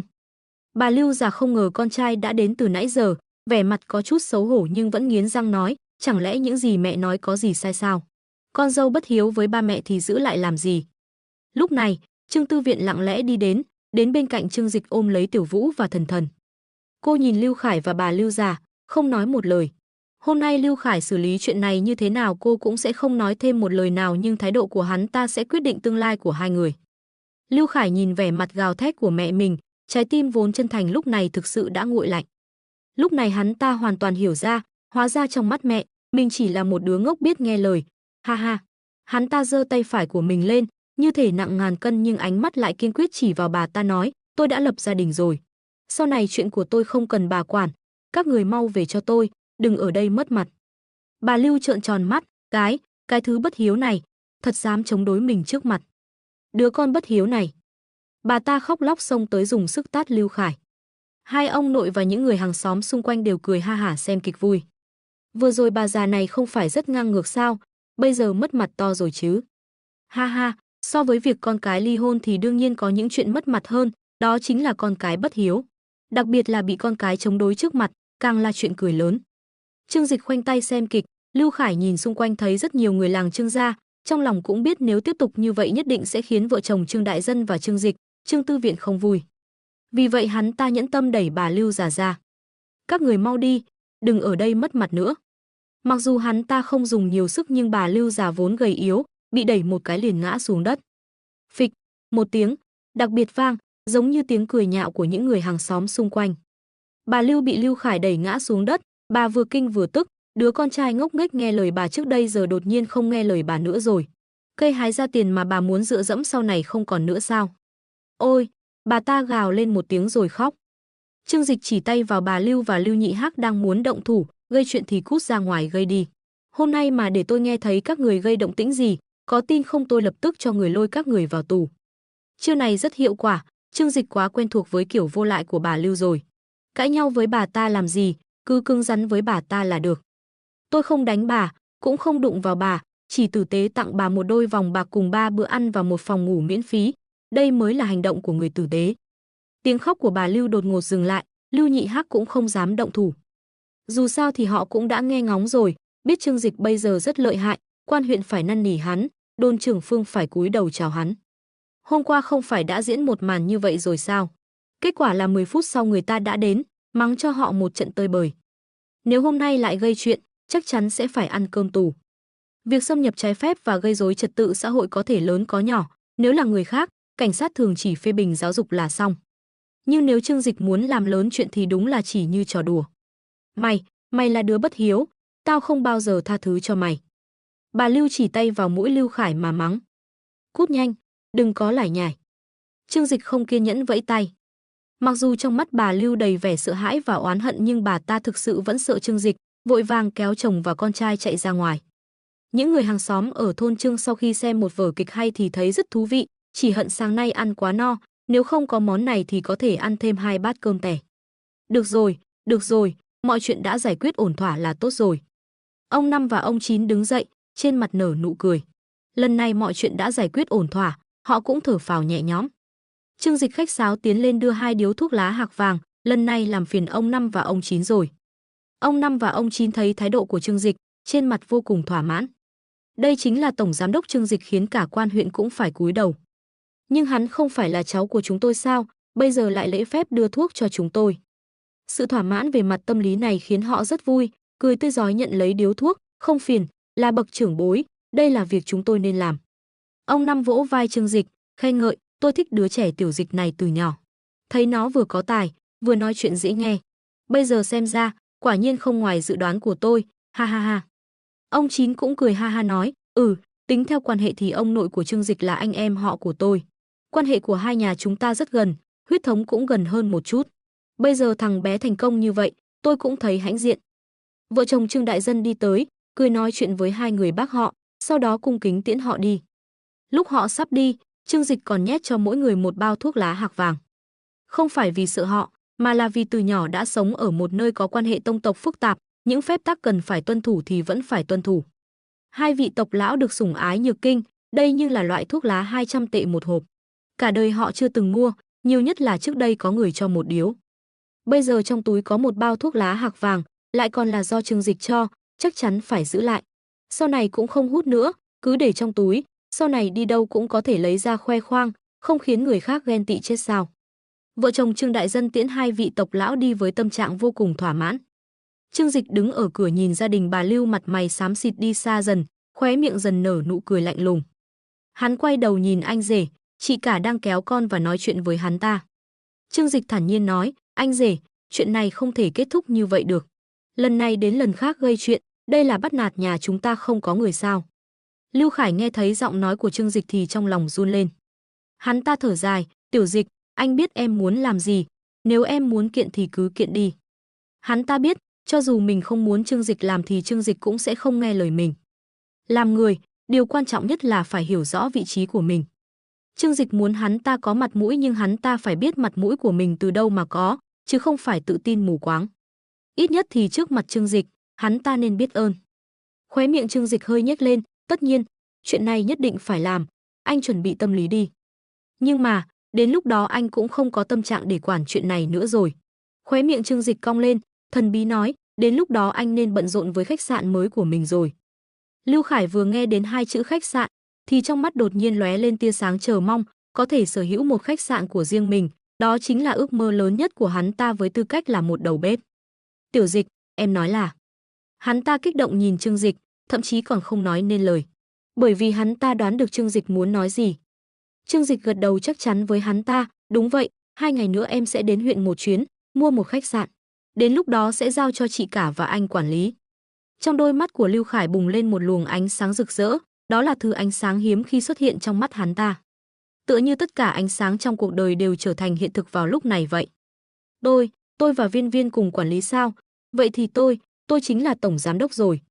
Hắn ta cười ngốc nghếch chỉ vào ngực mình nhìn Trương Tư Viên. Trương Tư Viên bĩu môi, là phó tổng giám đốc đương nhiên là em rồi. Lưu Khải khựng lại nhưng nhanh chóng cười nói, he he, không sao, bà xã đại nhân đương nhiên phải lớn hơn anh rồi. Hắn đưa tay ôm 2 đứa trẻ, tự hào nói với chúng, sau này ba sẽ là phó tổng giám đốc. Tiểu Vũ, Thần Thần, các con vui không? Vui ạ, bố giỏi quá. Tiểu Vũ ngọt ngào kêu lên, Thần Thần chớp chớp mắt, cũng vỗ tay theo. Lưu Khải phấn khích ôm 2 đứa trẻ, trong lòng vui như nở hoa. Trương Dịch cũng cười, nhìn thấy gia đình chị cả hòa thuận, hắn cảm thấy mọi thứ mình làm đều có ý nghĩa. Lúc này, hắn thấy mắt Tiểu Vũ lén nhìn hắn, đầy lòng biết ơn chớp chớp mắt với hắn. Trương Dịch cười, khẽ gật đầu với cô bé, sau đó tự mình đi ra ngoài. Thành phố Thiên Hải, trụ sở tập đoàn Thịnh Thế. Hôm nay tập đoàn Thịnh Thế trở nên náo nhiệt, từ sáng sớm, trước cửa lớn liên tục có những đoàn người khí thế phi phàm đi vào. Những người này nhìn qua đã biết là tinh nhuệ, Điều này có thể nhìn ra từ bộ vest danh hiệu chỉnh tề thống nhất và những bước đi tự tin của họ. Nhiều đoàn còn là người nước ngoài, màu da có đen có trắng, cũng đến từ các quốc gia khác nhau. Nhân viên tập đoàn Thịnh Thế nhìn thấy những người này đều vội vàng nhường đường, nhìn từng đoàn người đi qua. Họ là ai vậy? Sao trông có vẻ lợi hại thế? Một cô gái nhỏ buộc tóc đuôi ngựa hỏi. Cô ấy tên là Vu Hội Đào, mới đến tập đoàn làm việc chưa đầy nửa năm. Nghe cô ấy thắc mắc, nhân viên cũ cùng phòng bên cạnh, Trương Quyên gần 30 tuổi vội ra hiệu cho cô ấy nhỏ giọng, "Xuyệt, nhỏ tiếng thôi, những người này đều không phải dạng vừa đâu, toàn là những đội tinh nhuệ của tập đoàn chúng ta ở các tỉnh và nước ngoài. Lần này tất cả đều trở về, xem ra công ty sắp có hành động lớn." Vu Hội Đào kinh ngạc che miệng mình, "Oa, họ lợi hại vậy sao?" Đương nhiên rồi, những người có thể được điều động phụ trách riêng một dự án lớn thì ai mà không phải là tinh anh trong số tinh anh, Trương Quyên nháy mắt nói. Cô ấy chỉ tay về phía 5-6 nhân viên da trắng phía trước, những người đó là từ Bộ Thương mại Anh được triệu tập khẩn cấp về. Họ là những chuyên gia trong lĩnh vực thương mại và thương mại quốc tế, người phụ trách nhóm còn được trả lương cao để đoạt từ một thương hiệu đẳng cấp thế giới về. Cô ấy lại chỉ vào một nhóm người Hoa ở giữa, người dẫn đầu là một thanh niên tóc hơi hói nhưng chỉ mới hơn 30 tuổi. Hắn ta nở nụ cười tự tin, đi lại uy phong lẫm liệt, nhìn qua đã biết là người kiệt xuất. Người đó tên là Hoàng Công Nhiên, chuyên gia kỹ thuật của tập đoàn chúng ta. Hệ thống nội ngoại bộ hiện tại của tập đoàn đều do anh ta xây dựng, bao gồm hệ thống FMS và hệ thống WMS mà phòng tài chính chúng ta sử dụng nhiều nhất, đều do nhóm của anh ta tự làm ra. Vu Hội Đào gật đầu đầy ngưỡng mộ, với tư cách là nhân viên kế toán, cô ta tất nhiên phải tiếp xúc với hai hệ thống đó hàng ngày và cũng biết một hệ thống lớn như vậy hoàn hảo đến mức nào. Ban đầu còn tưởng là mua phần mềm của công ty khác, không ngờ lại là do tập đoàn tự nghiên cứu phát triển. Mà Hoàng Công Nhiên này, đúng là có chút lợi hại. Trương Quyên hăng hái giới thiệu từng nhóm, như vậy mới có thể làm nổi bật sự ưu việt của một nhân viên lâu năm như cô. Lúc này, thực tập sinh mới vào tập đoàn đi tới, phát ra tiếng cảm thán giống như Vu Hội Đào. Trời ơi, những người đó trông thật lợi hại. Lúc này, Trương Quyên và Vu Hội Đào cùng lúc ra hiệu cho cô ấy nhỏ tiếng, "Xuyệt, nhỏ tiếng thôi." Trương Giai Giai giật mình, vội vàng che miệng mình lại. Những nhóm tinh anh đến từ khắp nơi này, sở trường thông minh của mỗi người đều khác nhau. Có người là chuyên gia trong lĩnh vực thương mại, là nhóm vô địch doanh số hàng năm của Thịnh Thế. Có người là chuyên gia trong lĩnh vực kỹ thuật, là chuyên gia máy tính hàng đầu thế giới. Có người là tinh nhuệ trong lĩnh vực hậu cần. Nhiều năm qua phụ trách việc kết nối giữa các công ty con của Thịnh Thế với các công ty hậu cần trong nước và thậm chí là một số công ty hậu cần nước ngoài. Họ vô cùng quen thuộc với các công ty hậu cần trong nước. Và hôm nay, tất cả những người này đều tập trung tại trụ sở chính của Thịnh Thế, chỉ vì họ cùng nhận được một email từ văn phòng tổng giám đốc. Người khởi xướng là Tô Minh Ngọc, thư ký đầu tiên kiêm phó tổng giám đốc phụ trách hành chính của văn phòng tổng giám đốc. Người bảo lãnh là Trương Dịch, tổng giám đốc mới mà phần lớn lãnh đạo cấp cao của tập đoàn chưa từng gặp mặt. Mà mục đích của cuộc họp lần này chỉ có một, đó là công bố định hướng chiến lược hoàn toàn mới của tập đoàn. Phòng họp tầng cao nhất của tập đoàn Thịnh Thế. Những nhân tài đến từ các đội ngũ tinh nhuệ trên khắp thế giới tụ họp đông đủ, mọi người chào hỏi nhau rồi lần lượt vào chỗ ngồi trong phòng họp. Những tinh anh này thường rất ít khi gặp mặt, thông thường chỉ có thể gặp nhau vào thời điểm báo cáo cuối năm. Mà hiện tại, khi Tết vẫn còn nửa năm nữa, họ đột nhiên được triệu tập về trụ sở chính, mọi người đều nhạy bén nhận ra rằng tập đoàn sắp có chuyện lớn xảy ra. Chu Peter là người phụ trách hoạt động thị trường Bắc U, là người lai giữa Trung Quốc và Anh. Hắn ta đã làm việc tại tập đoàn Thịnh Thế được 8 năm nhưng trong tập đoàn vẫn là một nhân viên mới có thâm niên tương đối ít. Sau khi đến phòng họp, hắn ta đặt hai tay trước người để giữ cho bộ vest được phẳng phiu, lịch sự chào hỏi những người đi trước xung quanh, sau đó mới tìm một chỗ ngồi ở phía sau. Bên cạnh hắn ta là trưởng nhóm dự án phát triển Bắc Quốc, cán bộ lão thành của tập đoàn ở cấp tổng giám đốc, Vu Triều Dương. Mối quan hệ của hai người trong tập đoàn khá tốt, mỗi năm đều tụ tập nhỏ vài lần. Chu Peter vừa ngồi xuống đã nhìn xung quanh, liếc mắt một cái đã phát hiện ra những người xung quanh đều là tinh anh trong số những tinh anh của tập đoàn. Trong lòng có chút căng thẳng hỏi Vu Triều Dương, "Lão Vu, lần này những tinh anh trên khắp thế giới đều được triệu tập về, anh biết là vì sao không?" Vu Triều Dương hơn Chu Peter gần 10 tuổi, liếc hắn ta một cái, bất lực lắc đầu, "Tôi biết sao được. Không chỉ tôi không biết, mà phần lớn những người ở đây đều hoang mang, căn bản không nhận được bất kỳ tin tức nào." Sự thay đổi đột ngột như vậy khiến mọi người rất đau đầu, đặc biệt là khi chủ tịch tập đoàn hiện tại đã đổi người. Câu nói thường ngày vẫn nói, quan mới nhậm chức 3 lần lửa mới, ngọn lửa đầu tiên này sẽ đốt như thế nào không ai biết. Trương Dịch một ngày không xuất hiện, lòng họ sẽ phải treo ngược một ngày. Những cán bộ lão thành như Vu Triều Dương tuy rằng năng lực không tệ nhưng dù sao tuổi cũng đã cao. Nếu tập đoàn xảy ra chuyện lớn gì, có thể cuộc sống an nhàn đã định sẵn của anh ta trong nửa đời sau cũng sẽ gặp vấn đề. Có phải là chủ tịch mới sắp đến không? Chu Peter nhỏ giọng hỏi. Hắn ta còn không quên nhìn xung quanh, muốn tìm kiếm những gương mặt lạ trong đám đông. Nhưng những tinh anh của các bộ phận chỉ có những người này, mọi người cơ bản đều quen biết nhau, không có gương mặt mới nào. Vu Triều Dương hơi nhíu mày, nói bên tai hắn ta, tôi chỉ có một chút tin tức vỉa hè, mà không biết thật giả. Mắt Chu Peter sáng lên, cười nói, lão Vu, anh đừng có giấu giếm nữa, tôi biết anh có tình báo. Vu Triều Dương cười khổ, thôi, đừng có nâng tôi lên như vậy. Cậu còn không biết cách làm việc của thư ký trưởng Tô sao? Không ai moi được tin tức từ cô ấy đâu. Chỉ là gần đây trong tập đoàn có lời đồn, dạo này cô ấy đã phân phát hết công việc trong tay, hình như đang chuẩn bị cho một chuyện lớn. Chuyện lớn? Chu Peter căng thẳng nắm chặt tay. Vu Triều Dương gật đầu, đúng vậy, cậu biết thói quen của vị tiểu thư đứng đầu tập đoàn mà. Cô ấy còn nghiêm khắc hơn cả tổng giám đốc tiền nhiệm trong việc quản lý tập đoàn. Có thể khiến cô ấy buông tay công việc trong tay, chỉ có thể là chuyện cực kỳ quan trọng. Chu Peter nuốt nước bọt, cảm thấy trong lòng có chút lo lắng. Bởi vì hắn ta nghĩ đến một chuyện không hay, đó là liệu tập đoàn có đột nhiên xuất hiện tình trạng điều động nhân sự ồ ạt hay không. May mắn thay, những người như họ đều là tinh anh của tập đoàn, chuyện sa thải về cơ bản sẽ không đến lượt họ. Nhưng chủ tịch mới để bồi dưỡng thế lực của mình, ít nhiều cũng cần phải thanh lý một số nhân viên cũ. Một vua mới lên ngôi, một triều thần mới, đây cũng là đạo lý bất biến trong giới thương mại. Mỗi một ông chủ lớn đến từ không gian khác đều sẽ mang theo những tâm phúc đắc lực của mình đến, như vậy thì chắc chắn sẽ có người phải nhường chỗ. Không chỉ Chu Peter căng thẳng, mà thực tế hôm nay mỗi người đến đây đều có tâm tư riêng. Khi ảnh hưởng đến lợi ích thiết thân của họ, những tinh anh của tập đoàn thịnh thế này đều suy nghĩ rất nhanh. Có người lo lắng, có người không coi trọng, có người thì bình thản. Thời gian họp tốt nhất là 10 giờ sáng, đến 10 giờ sáng, vị nữ thư ký tuyệt đẹp lạnh lùng. Mỹ nữ của tập đoàn thịnh thế, Tô Minh Ngọc đi giày cao gót màu đỏ rượu 10 cm đúng giờ xuất hiện tại hội trường. Tiếng giày cao gót cạch cạch, như tiếng trống, dẫm lên trái tim của từng nhân viên. Chào mừng mọi người trở về. Đôi mắt vô cùng tự tin, mạnh mẽ và lạnh lùng lướt qua toàn bộ hội trường, khóe miệng Tô Minh Ngọc nở một nụ cười sâu sắc nói. Mọi người vội vàng ngồi thẳng người, ngay cả những thiên tài kiêu ngạo nhất khi đối mặt với Tô Minh Ngọc cũng không dám tỏ ra kiêu ngạo. Trên thực tế, trong 3 năm tổng giám đốc tiền nhiệm dưỡng bệnh thậm chí là qua đời, Tô Minh Ngọc đã dùng thủ đoạn cứng rắn để xây dựng toàn bộ tập đoàn thành một khối sắt. Có sự ủng hộ của chủ tịch, cô ấy ra lệnh cấm, bất kỳ ai cũng phải nghe theo sự chỉ đạo của cô ấy. Nhưng xét về kết quả, trong 3 năm này tập đoàn thực sự đã đạt được thành tích không tệ. Mọi người đều nghĩ rằng sau khi đổi chủ tịch mới, vị thư ký này sẽ bị tước quyền vì công cao hơn chủ. Nhưng không ai ngờ rằng, chủ tịch mới lại càng tin tưởng cô ấy hơn, mặc dù đã nắm được quyền sở hữu tập đoàn nhưng thậm chí còn không thèm xuất hiện ở tập đoàn. Trực tiếp thông báo qua email của tập đoàn cho tất cả cấp cao, yêu cầu họ mọi việc đều hành động theo chỉ thị của Tô Minh Ngọc.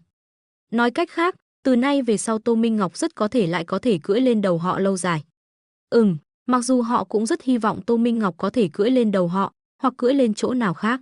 Nhưng cách cưỡi lên đầu này rõ ràng không giống với cách mà họ muốn. Tô Minh Ngọc sải đôi chân dài hơn 1 mét bước lên bục diễn thuyết ở giữa hội trường. Cô ấy nhìn xuống phía dưới, khí chất như nữ hoàng đủ để khiến toàn trường giữ im lặng. Trương Dịch chưa bao giờ thấy cô ấy bộc lộ khí chất như vậy, nếu không hắn chắc chắn sẽ nảy sinh một sự thôi thúc. Ở tầng cao nhất của tập đoàn thịnh thế để cô ấy nằm trên bàn làm việc lớn với tư thế này, sau đó cùng hắn chơi trò chơi. Trước tiên, chào mừng mọi người trở về trụ sở chính. Tôi thay mặt chủ tịch Trương Dịch nhiệt liệt chào đón mọi người.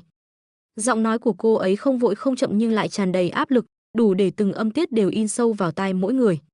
Còn mục đích gọi mọi người trở về hôm nay, đó là tập đoàn chúng ta cần phải điều chỉnh hướng đi lớn.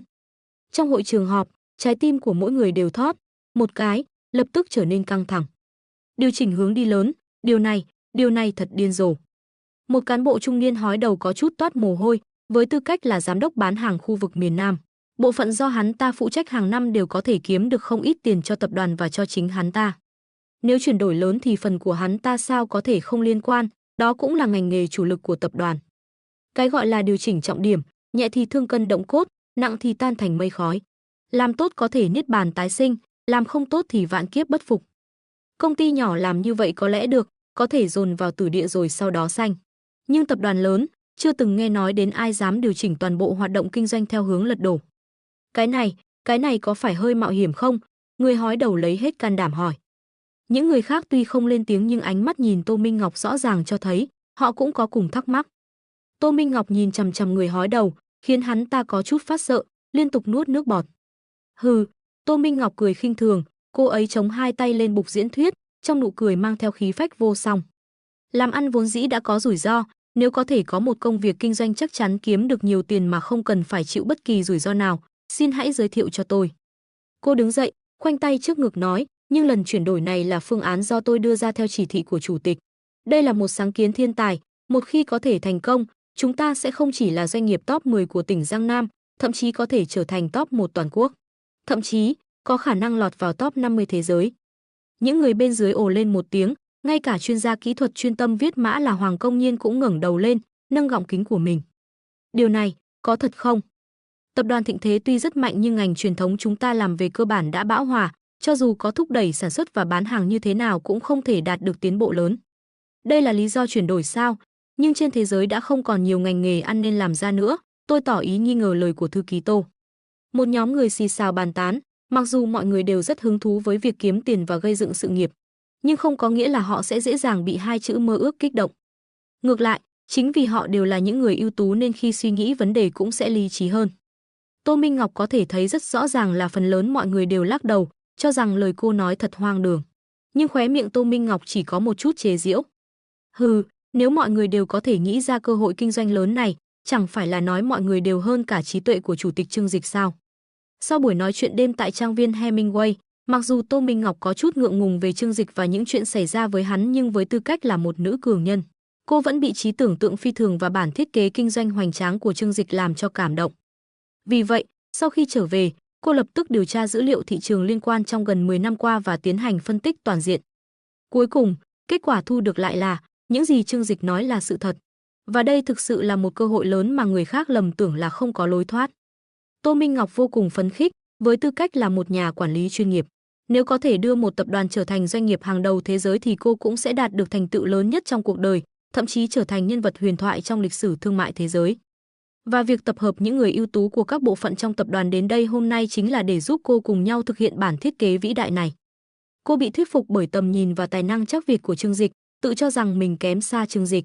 Nhưng ít nhất cô có thể phát huy một chút tác dụng nhỏ, góp một viên gạch cho bản thiết kế vĩ đại này, mong rằng có thể cùng Trương Dịch lưu danh thiên cổ. Tiếng bàn tán và nghi ngờ của mọi người vẫn tiếp tục, khóe miệng Tô Minh Ngọc hơi cong lên. Cô ta nhẹ nhàng búng tay, màn hình LED khổng lồ phía sau lập tức sáng lên. Trên màn hình khổng lồ chỉ có hai chữ cái tiếng Anh lớn, Electronic Commerce, thương mại điện tử. Đây chính là con đường mà tập đoàn Thịnh Thế chúng ta sẽ đi sau này. Tô Minh Ngọc lạnh lùng tuyên bố đầy khí phách. Cuộc họp cấp cao của tập đoàn Thịnh Thế đã diễn ra trong suốt một ngày, mãi đến hơn 9 giờ tối mới kết thúc. Tô Minh Ngọc tinh thần phấn chấn rời đi trên đôi giày cao gót 10 phân nhưng bên trong hội trường họp phía sau, những người ưu tú của các bộ phận trong tập đoàn lại nằm trên ghế như bị vắt kiệt sức. Nửa tháng xây dựng một ứng dụng thương mại điện tử có thể phục vụ đồng thời 10 triệu người. Yêu cầu công bố thông tin giao dịch theo thời gian thực, nhân viên giao hàng có định vị theo thời gian thực, thách thức quá rồi. Kỹ thuật viên giỏi nhất Hoàng Công Nhiên nhìn chằm chằm vào các yêu cầu ghi trên máy tính xách tay, mắt sáng lên. Hắn ta liếm đôi môi khô khốc của mình, phấn khích nói, xem ra nửa tháng này lại phải thức đêm rồi, thật thoải mái. Không chỉ có bộ phận kỹ thuật, bộ phận bán hàng cũng bị yêu cầu trong vòng nửa tháng phải liên hệ với toàn bộ các thương gia ở Thiên Hải. Từ các khách sạn 5 sao và cửa hàng thương hiệu quốc tế cho đến các cửa hàng nhỏ ven đường bán quần áo nhái. Còn bộ phận hậu cần, giám đốc hậu cần Lý Khắc Kim thì bị yêu cầu phải thâu tóm 12 công ty chuyển phát nhanh lớn nhỏ ở Thiên Hải. Yêu cầu nhân viên chuyển phát của họ phải đạt được mục tiêu giao hàng trong ngày khủng khiếp. Điên rồi, làm như vậy thì trong thời gian ngắn không có bất kỳ lợi nhuận nào, hơn nữa không có khoản đầu tư ban đầu từ 5 đến 6 tỷ thì không thể làm được. Lý Khắc Kim vừa nói vừa gãi đầu vốn đã chẳng còn nhiều tóc. Thương mại điện tử có thể có lối thoát không? Rõ ràng là thị trường trong nước đã bão hòa, đều là thiên hạ của Amazon. Chúng ta có thể cạnh tranh được với họ không? Chu Peter bên cạnh cũng đầy vẻ khổ sở, nếp nhăn nhíu lại. It's so crazy. Nhưng nếu chúng ta thực sự có thể làm được thì sao? Vu Triều Dương bên cạnh lại nói ra một câu như vậy. Tôi lại thấy kế hoạch mà thư ký Tô đưa ra có tính khả thi, nếu làm được, có lẽ chúng ta cũng có thể trở thành một gã khổng lồ thương mại điện tử tầm cỡ thế giới như Amazon. Đột nhiên ánh mắt hắn ta trở nên nóng bỏng. Mọi người nghe xong không khỏi nhìn hắn ta, rồi cúi đầu suy nghĩ. Đã là mệnh lệnh từ cấp trên thì phải làm. Trốn không thoát được, vậy tại sao không thử xem? Có người nói. Chúng ta đều là những người ưu tú được điều động từ các bộ phận, nếu làm tốt chuyện này thì sau này. Mọi người nhìn nhau, trong lòng một ngọn lửa đang dần bùng lên. Nếu như vậy, sau này họ sẽ trở thành những người lãnh đạo cốt cán nhất của tập đoàn Thịnh Thế. Chết tiệt, làm thôi. Hoàng Công Nhiên đã cầm máy tính xách tay chạy ra ngoài, vừa gọi điện vừa hét, thông báo cho tất cả mọi người trong bộ phận kỹ thuật, nửa tháng này đều chuyển đến công ty cho tôi, mang theo lều trại. Các lãnh đạo của các bộ phận khác cũng nhanh chóng phản ứng lại, thời gian bây giờ rất gấp, không còn thời gian để ngẩn người nữa. Họ từng người một hét lên xông ra ngoài, phải truyền đạt tin tức cho nhân viên cấp dưới của mình ngay lập tức, sau đó nhanh chóng thực hiện. Hành lang kính khổng lồ trên tầng cao nhất của tập đoàn Thịnh Thế là một địa hình nằm ngang giữa hai tòa nhà cao tầng, cách mặt đất hàng trăm mét, dài hơn 50 mét. Đôi giày cao gót của Tô Minh Ngọc dẫm trên sàn nhà trong suốt, có một khí thế ngự trị trên không trung. Nghe thấy tiếng gầm đầy khí thế phía sau, khóe miệng cô cũng hơi cong lên, sau đó đưa tay phải về phía trợ lý bên cạnh. Trợ lý nhỏ đeo kính điêu luyện đưa điện thoại tới, vì quần áo của Tô Minh Ngọc không có túi nên điện thoại và các vật dụng linh tinh khác đều phải có người chuyên mang theo. Tô Minh Ngọc vẫy tay ra hiệu cho cô dừng lại, sau đó bấm gọi điện thoại cho Trương Dịch. Chỉ cần nghĩ đến người đàn ông có ánh mắt xuất chúng đó, trong lòng cô lại có chút kích động không tên. Đêm đó, tôi đã không từ chối anh, đêm đó, anh đã làm tổn thương tôi. Tối hôm đó Trương Dịch không động vào cô, đến tận bây giờ cô vẫn có chút buồn bực. Mặc dù nếu Trương Dịch động vào cô cũng sẽ báo cảnh sát. Phụ nữ chính là những sinh vật phức tạp như vậy. Lúc này, Trương Dịch đang ở nhà xem đội thi công của công ty xây dựng Vĩnh An thi công.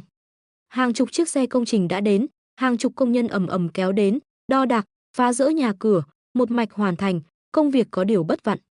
Nghe thấy điện thoại reo, Trương Dịch cầm lấy nghe máy. Alo, Minh Ngọc à? Tô Minh Ngọc mím môi, cười nói, Trương Dịch, hôm nay cuộc họp cấp cao của chúng ta đã kết thúc. Theo đúng kế hoạch mà tôi đưa cho anh xem, để họ thực hiện. Tôi cho họ thời hạn nửa tháng để hoàn thành. Trương Dịch sửng sốt một chút, hắn thực sự đã xem qua kế hoạch và còn phải thán phục tài năng của Tô Minh Ngọc.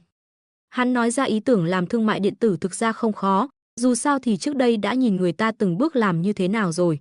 Câu nói thường nói, chưa ăn thịt heo thì chưa thấy heo chạy sao. Nhưng nếu nói đến các chi tiết cụ thể nên làm thế nào để giao tiếp với các thương gia, làm thế nào để xác định các điều kiện hợp tác, làm thế nào để tìm công ty hậu cần đàm phán, làm thế nào để quảng bá thì hắn thực sự không hiểu gì cả. Vì vậy, hắn mới để Tô Minh Ngọc toàn quyền chịu trách nhiệm. Và sau khi xem xong kế hoạch, hắn cũng tin chắc rằng mình không nhìn nhầm người. Chỉ là không ngờ, Tô Minh Ngọc lại để nhóm của mình hoàn thành công việc này trong vòng nửa tháng. Theo dự kiến của hắn, nếu có thể hoàn thành bố trí trong vòng 1 năm thì không tệ rồi. Hắn cười khổ nói, nửa tháng ư, cô làm như vậy sẽ khiến cấp dưới phát điên mất. Tô Minh Ngọc như đang làm nũng khẽ hừ một tiếng, cơ hội luôn thoáng qua. Nếu chúng ta bắt đầu hành động, chắc chắn sẽ gây được tiếng vang lớn trong toàn thiên hải. Nếu tốc độ không nhanh, rất có thể sẽ bị người khác đánh hơi thấy. Nếu vì vậy mà gây ra tổn thất thì không tốt. Trương Dịch hơi nhíu mày suy nghĩ một chút, sau đó gật đầu. Hắn phải thừa nhận rằng, về phương diện này Tô Minh Ngọc chuyên nghiệp hơn. Ở Thiên Hải không chỉ có tập đoàn Thịnh Thế của hắn ta là một tập đoàn lớn. Mặc dù họ là tập đoàn lớn nhất nhưng vẫn có một số doanh nghiệp có quy mô không nhỏ hơn họ quá nhiều, luôn là đối thủ cạnh tranh của họ. Nếu nhìn ra toàn tỉnh Giang Nam thậm chí toàn quốc, những người có thể gọi là đối thủ còn nhiều hơn nữa. Biết đâu người ta không muốn thấy hắn phát triển tập đoàn, ngấm ngầm gây khó dễ cho hắn, đến lúc đó thì tệ rồi. Được rồi, vậy làm theo lời cô nói đi. Trương Dịch quyết định, sau này những vấn đề thực hiện chi tiết này sẽ không hỏi nữa, trừ khi gây ra ảnh hưởng tương đối xấu, còn lại đều để Tô Minh Ngọc toàn quyền chịu trách nhiệm.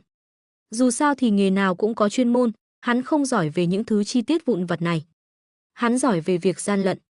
Vậy thì, giọng điệu của Tô Minh Ngọc khựng lại, có vẻ hơi do dự. Trương Dịch tò mò, từ bao giờ Tô Minh Ngọc lại nói lắp bắp rồi. Tô Minh Ngọc hít một hơi thật sâu, hỏi, dự án sắp bắt đầu thực hiện rồi, là chủ tịch, anh cũng phải về xem chứ. Khi nào thì về được, tôi hy vọng anh có thể đến chủ trì đại cục. Dự án này là do Trương Dịch đề xuất, xây dựng khung tổng thể. Cô chỉ bổ sung thêm một số chi tiết vụn vặt, mặc dù phức tạp rườm rà nhưng với tư cách là một người quản lý cấp cao, cô hiểu rằng rất nhiều người có thể làm được những gì cô làm. Nhưng con mắt tinh tường độc đáo của Trương Dịch thì không ai có thể thay thế được. Vì vậy, cô sẵn sàng ở phía sau Trương Dịch, hoặc ở dưới thân anh ta làm công tác hậu trường. Còn vị trí chói sáng và lộng lẫy nhất, đương nhiên phải là của Trương Dịch. Cô hy vọng cùng Trương Dịch chứng kiến bản thiết kế vĩ đại này trở thành hiện thực, nếu có thể xảy ra chuyện gì đó trong quá trình làm việc cùng nhau, cũng không phải không thể. Dù sao thì năm nay cô cũng không còn trẻ nữa. Ngay cả nữ hoàng băng giá thích bạo, đến tuổi này cũng nên tìm một cái roi da chuyên dụng cho mình rồi. Và xét về mọi góc độ, Trương Dịch đều là lựa chọn hoàn hảo nhất trong lòng cô. Trương Dịch nghe Tô Minh Ngọc nói xong thì khóe miệng hơi cứng lại. có chút muốn chửi thề. Nhớ lại lúc đầu hắn mới đi làm, ước mơ lớn nhất chính là có thể kiếm được tiền mà không cần làm việc. Kết quả bây giờ đã có nhiều tiền như vậy rồi, cô còn gọi hắn đến công ty. Mọi thứ lại trở về điểm xuất phát ban đầu. Hai, làm người giàu cũng rất vất vả. Ha ha, tôi còn chưa vội. Trương Dịch nói rất qua loa, cái kia, tôi còn phải, tôi còn phải đi xem mắt. Trương Dịch nghĩ mãi, cuối cùng cũng nghĩ ra mình còn chuyện gì chưa làm. Đúng rồi, xem mắt, không nói thì suýt quên mất chuyện này. Chị họ của chị cả giới thiệu cho hắn một đối tượng, nói là để hai người gặp mặt nhau. Trương Dịch hoàn toàn không để tâm, dù sao thì với thân phận hiện tại của hắn mà còn đi xem mắt thì đúng là trò hề. Chỉ cần hắn muốn, hoàn toàn có thể đầu tư vài trăm triệu để tổ chức một chương trình ra mắt nhóm nhạc nữ, sau đó đích thân xuất hiện làm cố vấn hướng dẫn. Dùng roi giáo huấn không chút nương tay của mình, tàn nhẫn quất vào những cô gái có nhan sắc. Đến lúc đó nếu thành viên trong nhóm hơi đông thì hắn ta phải dành thời gian học hỏi phương pháp quản lý bọn họ rồi. Hắn không thích đi xem mắt nhưng lúc này lấy ra làm lá chắn thì vừa khéo. Thà phá 10 ngôi chùa còn hơn phá một cuộc hôn nhân, hê, dù sao thì cô cũng không thể không cho hắn đi xem mắt, còn bắt hắn về làm việc gì chứ. Sau khi Trương Dịch nói xong, bên kia đột nhiên im lặng. Ánh mắt của Tô Minh Ngọc lạnh như băng giá vào tháng chạp, lạnh đến đáng sợ. Nếu nhân viên trong công ty nhìn thấy ánh mắt này, chắc chắn sẽ sợ mất hồn. Trương Dịch, đồ đáng ghét. Tối hôm đó hắn động tay động chân với cô, hắn tưởng cô không biết sao. Mặc dù cô không nhớ rõ chuyện gì đã xảy ra nhưng cơ thể con người rất nhạy cảm, cảm giác đó, bây giờ vẫn còn tê tê. Thật không ngờ hắn dám lén lút đi xem mắt, đồ khốn nạn. Trương Dịch nhìn xung quanh, cố tình nói sang chuyện khác để đổ lỗi cho mọi chuyện. Cái kia, tín hiệu ở đây không tốt lắm, đội thi công đang thi công, lát nữa nói chuyện tiếp nhé. Cạch, một tiếng, hắn ta vội vàng cúp điện thoại. Làm xong bước này, hắn thở phào nhẹ nhõm. May quá, nếu nói thêm nữa thì sẽ lộ tẩy mất. Trương Dịch vỗ ngực, vô cùng may mắn. Tối hôm đó trò chuyện với Tô Minh Ngọc, hoàn toàn là vì hắn đã nói đến lĩnh vực mà Tô Minh Ngọc không biết nên mới lừa cô ấy ngây ngốc. Trên thực tế, nếu hai người nói sâu về mô hình kinh doanh, Trương Dịch chắc chắn sẽ lộ ra sơ hở. Dù sao thì hắn cũng chẳng biết gì về phương diện đó. Hê, Tiểu Ngọc thân yêu của tôi ơi, cô cứ yên tâm làm cô hầu gái của tôi đi. Nếu làm tốt, anh có thể thăng chức cho cô thành nha hoàn, để cô chuyên lo việc sưởi ấm giường. Trương Dịch cười xấu xa. Đinh, chúc mừng vật chủ, tài sản cá nhân tăng 10 tỷ, thưởng 10 điểm hệ thống. Đinh, chúc mừng vật chủ nhận được phần thưởng ngẫu nhiên, quyền Anh bát cực cấp tông sư.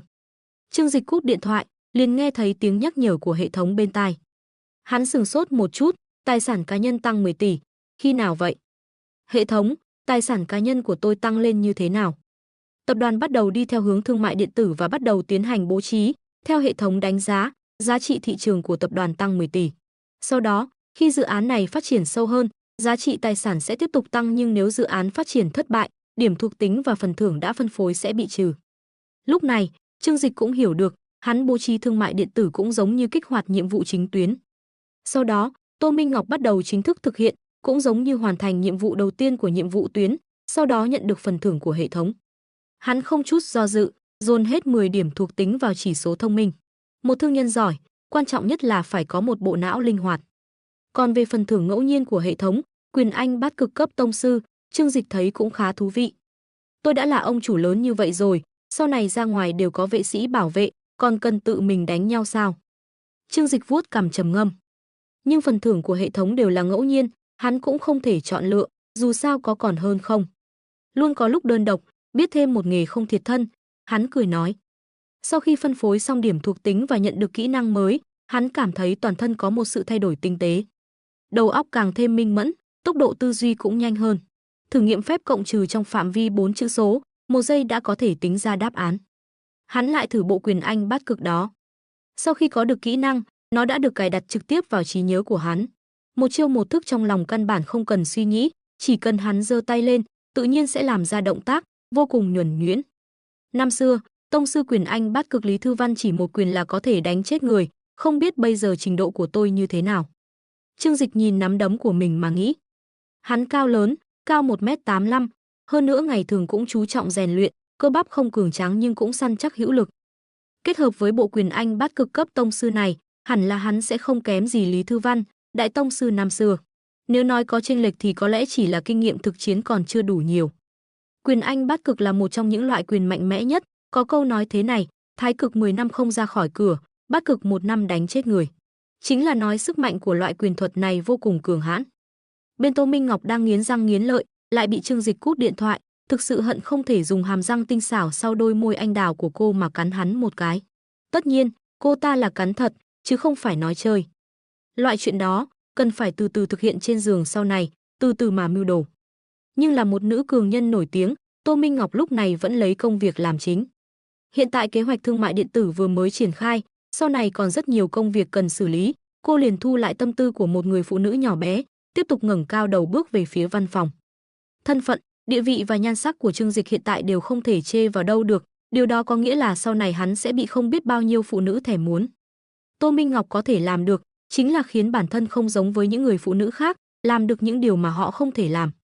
Chỉ có như vậy, cô mới có thể chiếm được trái tim của Trương Dịch. Trợ lý Tiểu Điền phía sau đẩy đẩy cặp kính gọng đen dày cộp, từng bước đi theo. Đi theo Tô Minh Ngọc 3 năm, cô từ một thực tập sinh mới ra trường mà trưởng thành đến dáng vẻ chín chắn tháo vát như ngày hôm nay, đều nhờ Tô Minh Ngọc nâng đỡ. Nhưng dù đã đi theo cô 3 năm, Tiểu Điền cũng chưa từng thấy cô lộ ra dáng vẻ như vậy. Có chút giận dỗi, có chút xấu hổ, có chút bất lực, còn có chút cố tình tỏ ra không quan tâm. Liên tưởng đến khoảng thời gian gần đây, Tô Minh Ngọc thường một mình đứng trước cửa sổ sát đất khổng lồ của phòng tổng giám đốc tập đoàn Thịnh Thế, nhìn thành phố Thiên Hải phồn hoa mà ngẩn người, một suy nghĩ táo bạo bắt đầu dần dần hiện lên trong đầu Tiểu Điền. Thư ký Tô bây giờ như vậy, không phải là đang yêu chứ? Cô thầm nghĩ. Trương Gia Thôn, Trương Dịch cút điện thoại, vươn vai lười biếng đối mặt với cuộc sống tươi đẹp của mình. Đội thi công đã bắt đầu thi công, ba mẹ hắn và gia đình chị cả cũng chuyển đến ngôi nhà bên cạnh. Đó vốn là 2 căn nhà mua để ở tạm, không liền kề với nhà Trương Dịch nên không cần phải phá dỡ. Phải đợi đến khi biệt thự lớn xây xong mới tính đến chuyện ở đây làm một cái sân lớn, trồng hoa cỏ gì đó cũng được. Từ Khánh Châu đã nhiều lần đảm bảo với Trương Dịch rằng một công trình như vậy chỉ cần chưa đến 1 tháng là có thể hoàn thành. Là công ty xây dựng hàng đầu trong nước, trình độ của công ty xây dựng Vĩnh An tuyệt đối không cần phải nghi ngờ. Rốt cuộc thì những công nhân này của họ đều được đào tạo chuyên nghiệp. Rất nhiều người còn là sinh viên đại học và nghiên cứu sinh chuyên ngành xây dựng, ở những công trường khác thì đó là những nhân vật cấp lãnh đạo. Nhưng ở đây, họ chỉ có thể làm những công việc nhỏ. Bởi vì những người thực sự giỏi, thường là những công nhân lành nghề đã sớm bỏ học để lăn lộn trên công trường. Đội thi công ở đây bận rộn, những người dân trong làng ăn cơm xong liền ra ngoài tản bộ, bày ghế đầu nhỏ ở bên ngoài công trường, xem họ xây nhà như xem náo nhiệt. Bởi vì cách thi công như vậy rất mới mẻ, để xây một ngôi nhà dân mà lại sử dụng rất nhiều thiết bị tiên tiến, nhiều thiết bị chỉ có thể sử dụng trong các công trình lớn. Người dân bình thường ngày thường căn bản không nhìn thấy. Còn ba mẹ Trương Dịch hiện tại cũng không có việc gì làm. Trước đây họ còn làm một số việc kinh doanh nhỏ để kiếm tiền, nhưng kể từ khi Trương Dịch đưa cho họ một vali tiền, hai người bận rộn cả nửa đời người đột nhiên bắt đầu có chút bối rối. Tiền nhiều như vậy, không biết nên tiêu như thế nào. Một khi không còn mục tiêu phấn đấu thì không biết nên sống như thế nào. May mà đội thi công có nhà thiết kế Vương Kenly, cô rất được lòng vợ chồng Trương Đại Dân. Mới mấy ngày mà đã gọi chú, gọi thím không ngừng, chỉ thiếu điều để vợ chồng Trương Đại Dân nhận cô làm con gái nuôi. Trương Dịch quay đầu nhìn về phía cổng nhà mình, vợ chồng Trương Đại Dân đang ngồi trên ghế đầu trước cửa, tay cầm quạt phe phẩy. Bên cạnh, Vương Kenly ngồi cạnh Lý Tú Hoa, vừa thành thạo rót trà cho hai người vừa cười nói chuyện vui vẻ. Còn hai ông bà già thì mặt mày rạng rỡ, như thể ước nguyện lớn nhất trong đời đã được thỏa mãn. Nhìn thấy cảnh này, trong lòng Trương Dịch cũng có chút xúc động. Vương Kenly, hơi thú vị đấy. Trương Dịch nhìn thêm 2 lần cô gái tóc ngắn xinh đẹp kia, chỉ nở nụ cười sâu xa nhưng không nói thêm gì. Nhưng cô gái này, sau này hắn chắc chắn sẽ nâng đỡ, chỉ vì ba mẹ hắn thích cô. Sau này những người như thế này sẽ rất nhiều bên cạnh hắn, nhưng Vương Kenly tuyệt đối là một trong những người rất thông minh. Tất cả mọi người đều biết Trương Dịch bây giờ rất lợi hại, có tiền có thế, là ông chủ lớn nổi tiếng ở Thiên Hải. Cho nên ai cũng muốn nịnh bợ hắn, lấy lòng hắn, khom lưng cúi đầu. Nhưng Vương Kenly chưa bao giờ tỏ ra hèn mọn trước mặt Trương Dịch, trong ánh mắt cô chỉ có sự nghiêm túc với công việc. Khi ở bên Trương Dịch, cô cũng không bao giờ nói chuyện ngoài công việc. Nhưng cô lại là người thành công nhất, bởi vì cô đã tìm ra điểm yếu của Trương Dịch. Là một nhân tài. Trương Dịch mỉm cười khen ngợi. Hắn không hề ghét những cô gái như vậy, dù sao thì dựa vào bản lĩnh của mình để kiếm cơm chưa bao giờ là điều đáng bị chỉ trích. Huống hồ, cô ấy khiến ba mẹ hắn vui vẻ thì nên được thưởng, bất kể cô ấy có mục đích gì. Trương Dịch nhìn một lúc, rồi quay người đi về phía bố mẹ hắn. Ba, mẹ, nhà bên này cứ xây trước đi, con về Thiên Hải đây, bên đó còn có công trình lớn chờ con sắp xếp. Trương Dịch cười nói với bố mẹ, vẻ mặt nghiêm túc như thể sắp đi bận công trình. Nếu như một nữ hoàng băng giá nào đó nghe được câu này, chắc chắn sẽ tức điên lên mà muốn đập chết hắn. Chà, hóa ra là anh chàng này lừa cả hai bên.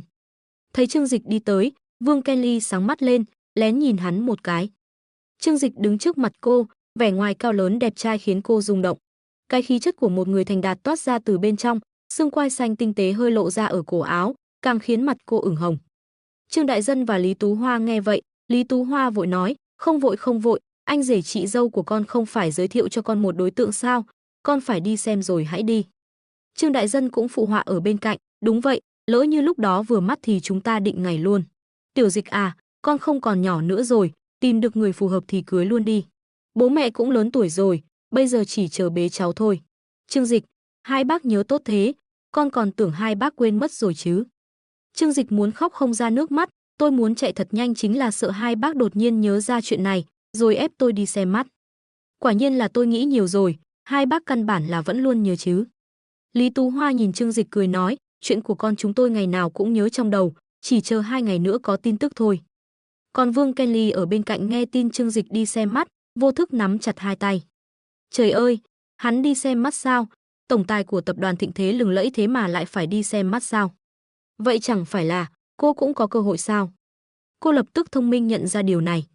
Đối tượng xem mắt mà nhà Trương Dịch giới thiệu nhiều nhất cũng chỉ là những cô gái ở các làng xung quanh huyện Linh Quỷ.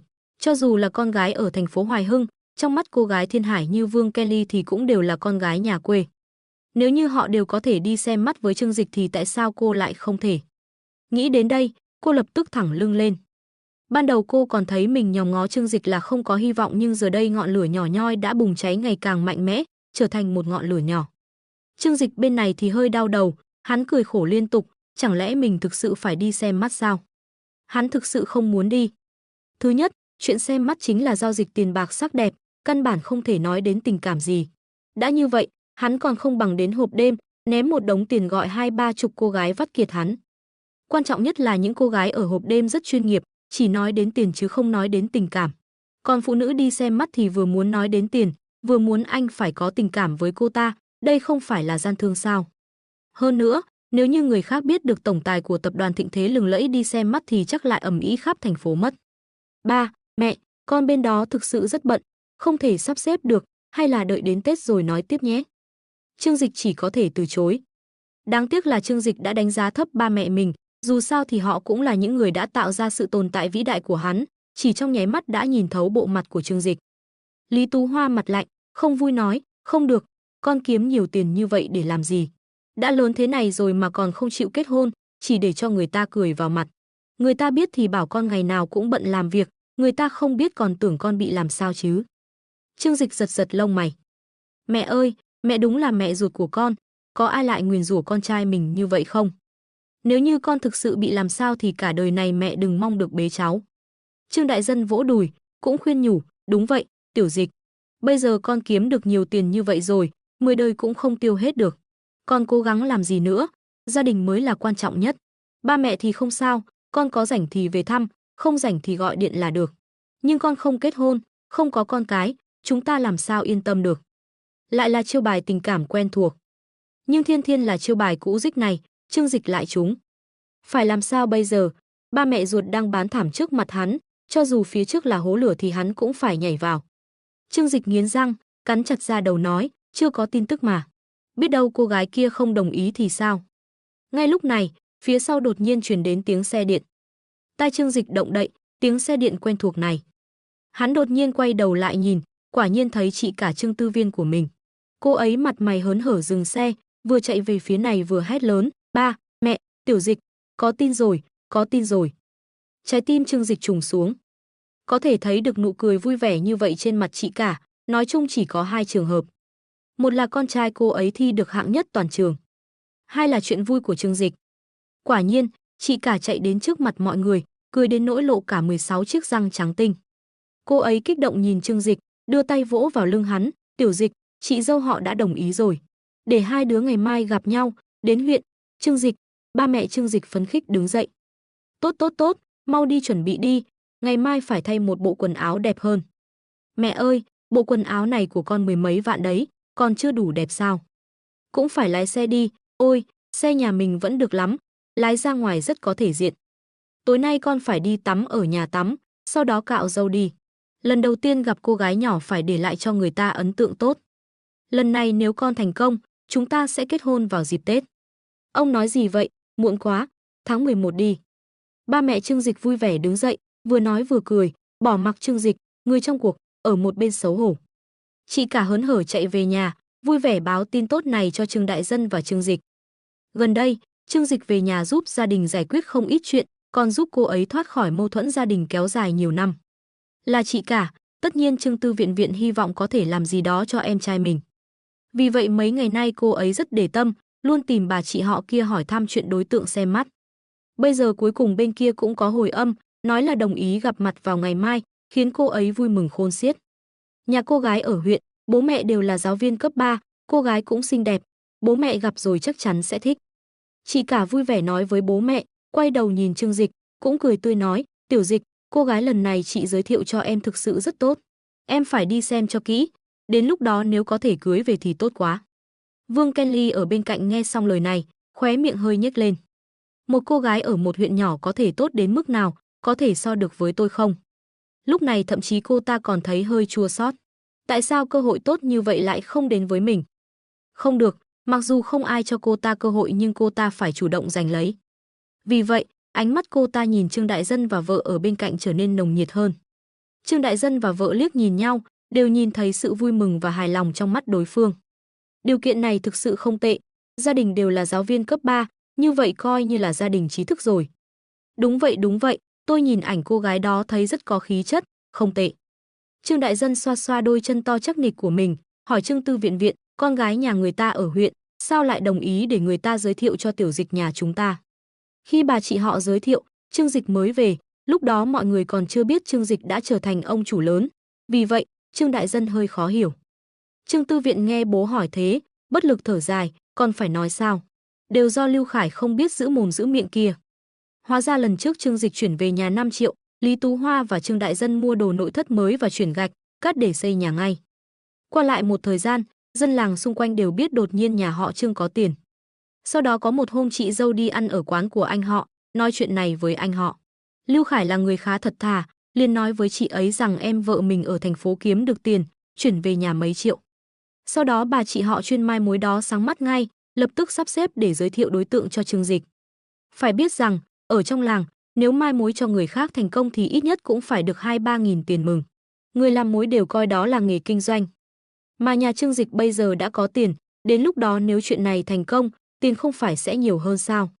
Vì vậy mới có chuyện sau này. Trương Đại Dân nghe xong câu này mới yên tâm. Thực ra trong lòng ông ta vẫn đang đoán, nếu cô gái ở huyện đồng ý đi xem mắt với chàng trai ở nông thôn, có thể cô ta có vấn đề gì đó. Chị cả biết bố đang nghĩ gì, cười khuyên, bố cứ yên tâm đi. Chị họ Lưu Khải đã đảm bảo với con rồi, nói là cô gái không có vấn đề gì cả. Bản thân cô ấy lại xinh đẹp, còn xinh hơn trong ảnh nữa. Trương Dịch ở bên cạnh nghe mà trợn mắt. Chả lẽ bây giờ ngay cả filter làm đẹp cũng chỉnh người ta xấu đi sao? Lý Tú Hoa gật đầu, cũng yên tâm hơn nhiều. Bà nhìn Trương Dịch, nói, cứ quyết định như vậy đi, con nhanh chóng chuẩn bị đi, ngày mai đi gặp cô gái đó. Nếu hợp thì bên này chúng ta sẽ lập tức chuẩn bị chuyện cưới xin cho con. Nhìn đội thi công trước mắt, bà đầy vẻ tự hào. Ngôi nhà của chúng ta xây lên vừa đẹp, các con cứ ở nhà mà cưới, không mất giá chút nào. Những người hàng xóm đang ngồi tán gẫu bên cạnh nghe Lý Tú Hoa nói vậy, liền nói, chị dâu đừng nói vậy. Với điều kiện của Tiểu Dịch nhà chị, đến Thiên Hải mua nhà cũng như chơi vậy. Đúng vậy, Tiểu Dịch mua một căn hộ hơn 100 mét vuông ở Thiên Hải chắc là không vấn đề gì. Mua nhà, Trương Dịch xoa xoa mũi, tôi chê trang viên và biệt thự nhà mình không đủ lớn sao. Hắn đang do dự, chị cả đã kéo tay hắn, hớn hở lôi hắn vào nhà. Đi, nhanh đi đánh răng rửa mặt, thay một bộ quần áo đẹp. Ngày mai chúng ta phải đến huyện, phải đi sớm để đặt chỗ ở nhà hàng.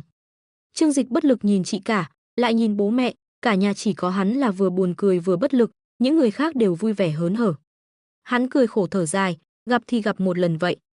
Vừa hay ngày mai định đi xem chuyện khách sạn cho chị cả, đến lúc đó sẽ tìm mua luôn một khách sạn tốt nhất ở huyện Linh Quỳ. Còn việc gặp cô gái xem mắt kia chỉ là tiện thể. Mọi người ăn một bữa cơm, nói qua loa vài câu là được. Sáng sớm hôm sau, Trương Dịch bị bố mẹ gọi dậy. Tiểu Dịch, con mau dậy đánh răng rửa mặt đi.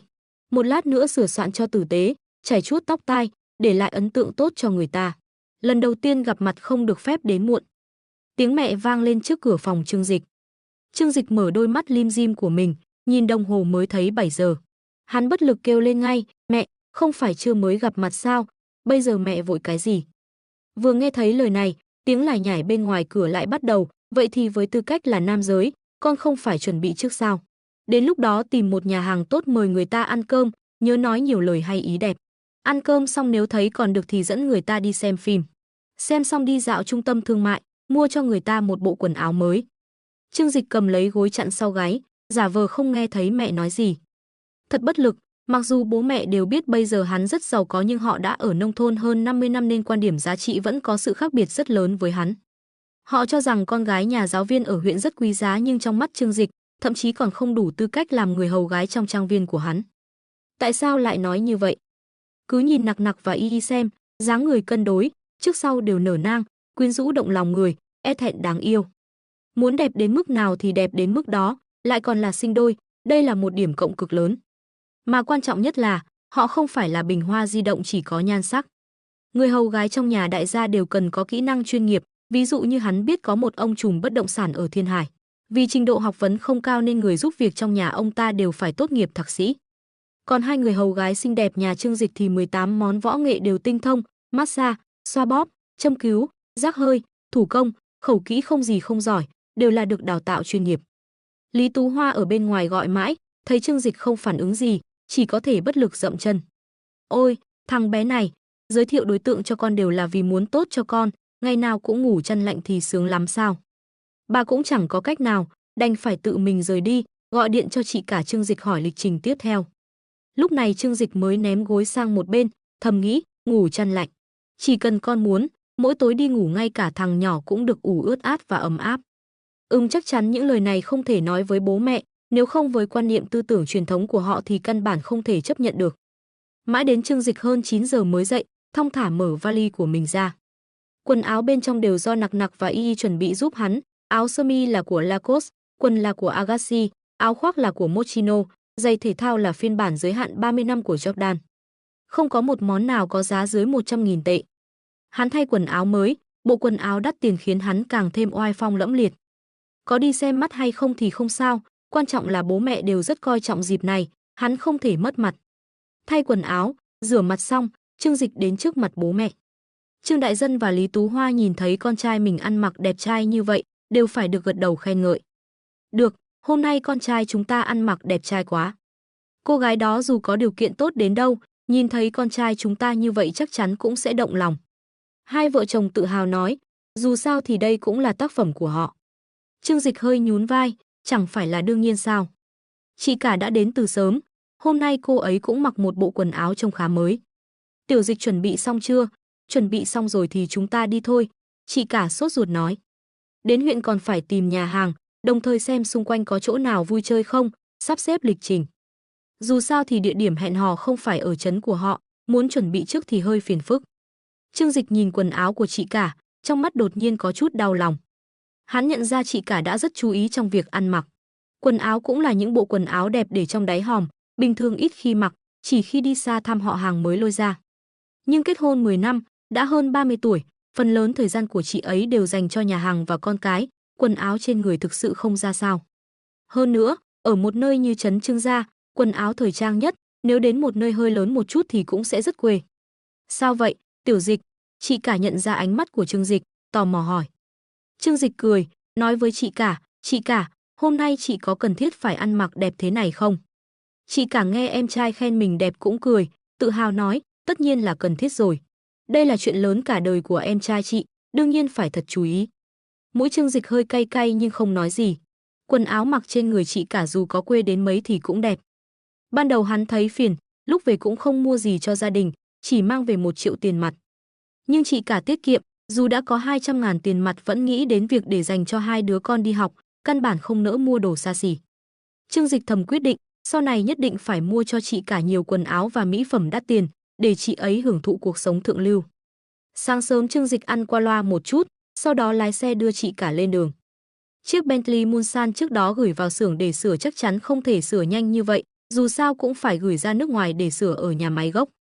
Nhưng Vương Lỗi rất biết cách làm người, thông qua các mối quan hệ của mình, ông ta lại điều một chiếc khác từ trong nước về, nhanh chóng đưa đến tận nhà cho Trương Dịch. Vì vậy bây giờ hắn đang lái một chiếc Bentley Mulsanne mới tinh. Hai người xuất phát từ trấn Trương Gia, chỉ mất khoảng 1 tiếng đồng hồ là đến huyện Linh Quỳ. So với trấn Trương Gia, huyện Linh Quỳ có thể nói là phồn hoa hơn rất nhiều. Mặc dù vẫn không bằng các thị trấn ngoại thành của Thiên Hải nhưng cũng là nhà cao tầng san sát, xe cộ đông đúc. Phải nói rằng, phong cách của huyện thành tốt hơn nhiều so với thị trấn. Người dân ở đây ăn mặc thời trang hơn một chút, cũng có nhiều cửa hàng và địa điểm giải trí gì cũng có. Trương Dịch đợi đèn đỏ, hắn thấy 3 nam nữ bước ra từ một tiệm trò chơi đối diện. Hai người đàn ông, một người nhuộm tóc vàng, một người nhuộm tóc xanh, trên cổ còn có hình xăm dữ tợn. Còn cô gái bên cạnh mặc một chiếc áo khoác da bó sát của nhóm chơi xe phân khối lớn, mái tóc dài nhuộm màu hạt rẻ, trang điểm hơi đậm trên mặt, miễn cưỡng có thể cho 7 điểm. Ba người vừa nói vừa cười, nhìn tư thế thì không rõ ràng. Cô gái lúc thì nắm tay anh chàng tóc vàng, lúc thì ôm cổ anh chàng tóc xanh hôn một cái. Trương Dịch thấy hơi buồn cười, hắn hơi tò mò không biết mối quan hệ của ba người này là gì. Không hiểu sao, Trương Dịch cảm thấy như đã gặp cô gái này ở đâu đó nhưng lại không nhớ ra. Ba người đi đến bên đường, anh chàng tóc xanh đẩy một chiếc xe máy ra rồi ngồi lên. Cô gái mặc áo bó màu đen phía sau cười rồi ngồi lên, áp sát vào sau lưng anh chàng tóc xanh. Lúc này Trương Dịch đang mở bình nước uống nhưng cảnh tượng tiếp theo suýt khiến hắn bật cười. Bởi vì cô gái mặc áo bó màu đen vừa ngồi lên xe máy thì anh chàng tóc vàng phía sau cũng nhảy lên ngay, ba người vừa vặn tạo thành hình chữ đều. Chết tiệt, bây giờ người thành phố đều chơi trội như vậy sao? Trương Dịch coi như đã mở mang tầm mắt.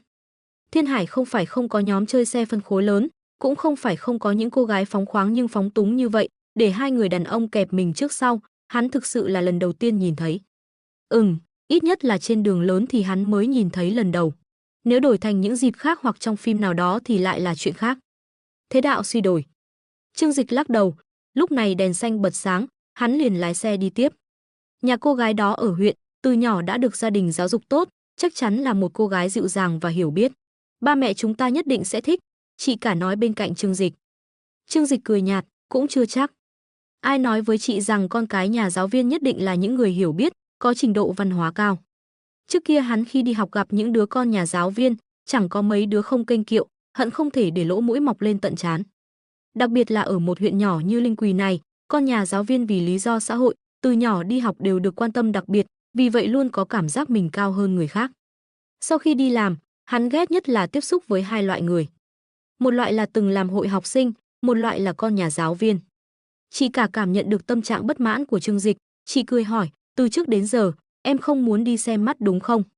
Nghe vậy, Trương Dịch không chút do dự trả lời, đúng vậy, em đi xem mắt làm gì chứ? Chị cả, ba mẹ không hiểu thì thôi, lẽ nào chị không biết tình hình của em sao? Em ở Thiên Hải có khối tài sản tiêu không hết, nếu muốn tìm đối tượng, tùy tiện đi vào những tòa nhà văn phòng nào đó tìm một cô nhân viên văn phòng, đều tốt hơn mấy cô gái ở đây gấp trăm lần. Trương Dịch không chút nể nang nói trước mặt chị cả. Chị cả gật đầu, đúng vậy, chị cũng biết em nghĩ gì.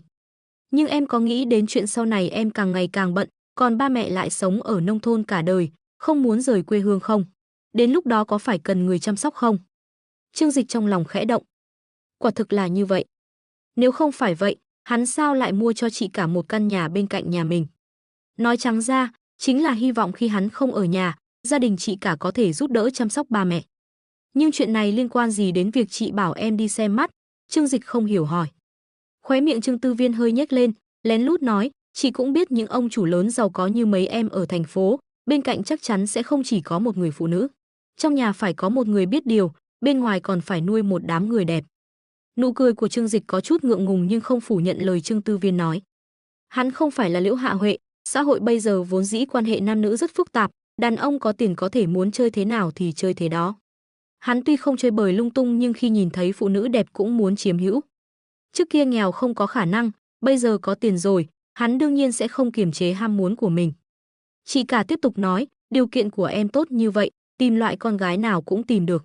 Nhưng trong nhà cần phải có một người để ba mẹ yên tâm, vững lòng. Đến lúc đó nếu em thấy cô gái này phù hợp thì cứ cưới về. Tốn chút tiền nuôi, để ở nhà cho ba mẹ vui vẻ cũng tốt. Trương Dịch có chút kinh ngạc. Không ngờ tư tưởng của chị cả lại cởi mở như vậy, công khai ủng hộ hắn nuôi Tiểu Tam. Nhưng nói đi cũng phải nói lại, mọi người đều là người lớn rồi, chuyện gì trên đời mà chị không hiểu. Hơn nữa ngay cả ở Trương Gia Trấn, những người đàn ông có chút tiền cũng ăn chơi trác táng. Lưu Truyền Vũ, cựu thủ phủ Trương Gia Trấn, nghe nói ở bên ngoài đã bao nuôi 3 người phụ nữ. Tuổi tác càng ngày càng nhỏ, người nhỏ nhất thậm chí còn nhỏ hơn con gái ông ta 5 tuổi. Hiện trạng xã hội chính là như vậy, hắn cũng không cần phải giả vờ thanh cao, ai có tiền thì người đó hưởng thụ. Lúc này Trương Dịch mới hiểu được tâm tư của chị cả, hóa ra chị cả không phải không biết điều kiện của hắn tốt như thế nào, mà là có tính toán ở một phương diện khác. Hắn chết chắc rồi, lần này chị cả ở kèo trên. Khụ khụ, chị cả yên tâm, nói như vậy em hiểu rồi. Trương Dịch cười hì hì nói. Chiếc Bentley Mulsanne chạy trên đường lớn ở huyện Linh Quỳ, loại xe sang này ở huyện nhỏ này ngày thường rất khó xuất hiện, vì vậy trên đường đi thu hút vô số ánh nhìn. Khách sạn mà chị cả sắp xếp cho Trương Dịch tên là Tiêu Tương Quán, ở khu vực đường Quế Bắc huyện Linh Quỳ, thuộc về một trong những nơi làm ăn phát đạt nhất, đương nhiên cũng là một trong những nơi đất đai đắt đỏ nhất toàn huyện. Đã là đi xem mắt thì đương nhiên không thể mất mặt, huống hồ thân phận của Trương Dịch bây giờ đã khác rồi, ăn cơm cũng phải chọn nơi tốt nhất. Trương Dịch đỗ xe ở bãi đỗ xe ngầm, huyện nhỏ cũng không có dịch vụ đỗ xe, vẫn phải tự mình ra tay.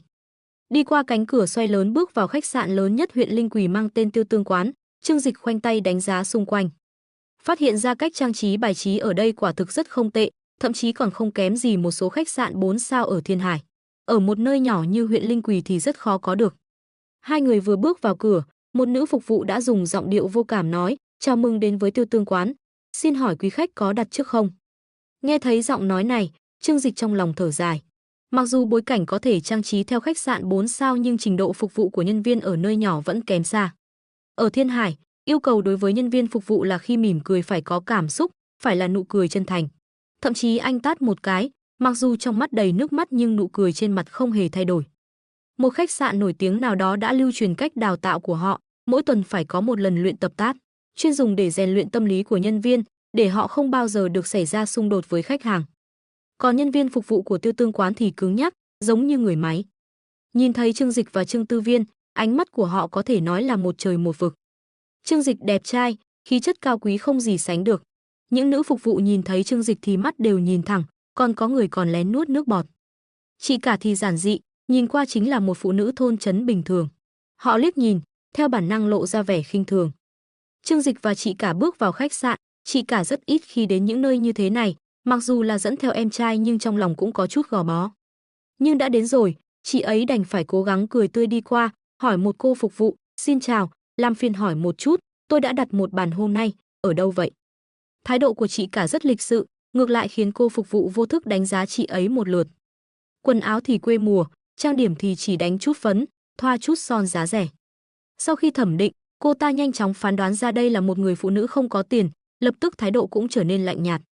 Làm ơn báo số điện thoại của cô, tôi sẽ giúp cô kiểm tra. Trương Dịch cau mày, trong lòng vừa ghét thái độ của cô phục vụ, vừa thấy thương chị cả.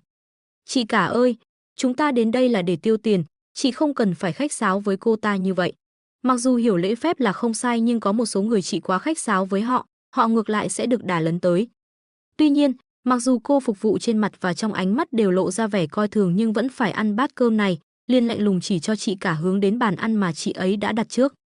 Trương Dịch không lộ vẻ gì nhìn kỹ cô phục vụ đó vài lần, ghi nhớ dáng vẻ của cô ta. Nhưng chị cả lại không thấy không vui, vì hôm nay là đến để xem mắt cho em trai nên chị ấy đặc biệt vui vẻ, không để bụng chuyện của cô phục vụ này. Chị ấy hớn hở kéo Trương Dịch đi qua ngồi xuống. Đợi đến khi họ đi qua, cô phục vụ vừa nãy còn bàn tán với Lễ Tân phía sau. Anh chàng vừa nãy cô thấy chưa, đẹp trai thật. Lễ Tân cũng phấn khích nói, đúng đúng, anh ta trông giống như ngôi sao Hàn Quốc vậy. Cô phục vụ có chút tiếc nuối thở dài, tiếc là nhìn chị gái anh ta, gia đình họ chắc không có tiền. Ôi, tôi nhiều nhất chỉ có thể cùng anh ta yêu đương, ngủ với nhau cũng được. Nhưng nếu kết hôn thì anh ta không phải là một lựa chọn tốt. Cô phục vụ 28 tuổi, mặt đầy mụn này tỏ vẻ tiếc nuối vì Trương Dịch không xứng để cưới cô ta. Thời gian hẹn hò là 12 giờ trưa, Trương Dịch và chị cả đã đợi ở nhà hàng từ 11 giờ. Thời gian còn lại, chị cả thì ở bên tai Trương Dịch lải nhải về những sắp xếp sau đó. Nếu đến lúc đó thấy hài lòng thì buổi chiều em và chị dâu sẽ cho hai đứa đi xem phim hoặc uống cà phê. Trước khi đi, ít nhất cũng phải đến trung tâm thương mại bên cạnh mua cho người ta một bộ quần áo. Em bây giờ không muốn kết hôn, lại muốn tìm một người phụ nữ ở nhà thì phải chịu chi tiền. Cho nên nhất định không được tiết kiệm, tiền nào nên tiêu thì phải tiêu. Chị cả ân cần dạy bảo. Trương Dịch nghe thấy có chút chán, hắn căn bản không thèm làm những chuyện này. Tốn hết tâm tư để lấy lòng phụ nữ. Đó là chuyện mà chỉ những kẻ ngốc mới làm, hành vi vô nghĩa mà những kẻ liếm láp nhiệt tình nhất. Người đàn ông thực sự mạnh mẽ, mãi mãi dựa vào sức hấp dẫn của mình để thu hút phụ nữ, khiến họ tự mình tìm đến, ví dụ như tôi, Trương Dịch. Chị cả nói của chị ấy, Trương Dịch thì vẫn luôn quan sát khách sạn này. Tiểu Tương quán nằm ở vị trí trung tâm đường Quế Bắc, bên cạnh là một vài siêu thị lớn, lượng người qua lại đông đúc, lượng người ăn uống cũng rất khá. Tổng thể định vị thiên về trung cao cấp, người bình thường thường sẽ không đến đây ăn uống. Nhưng vì đây là huyện Linh Quế, người có tiền dù sao cũng là thiểu số. Cho nên trong khách sạn cũng sẽ có mức tiêu thụ tầm trung vài trăm tệ một người.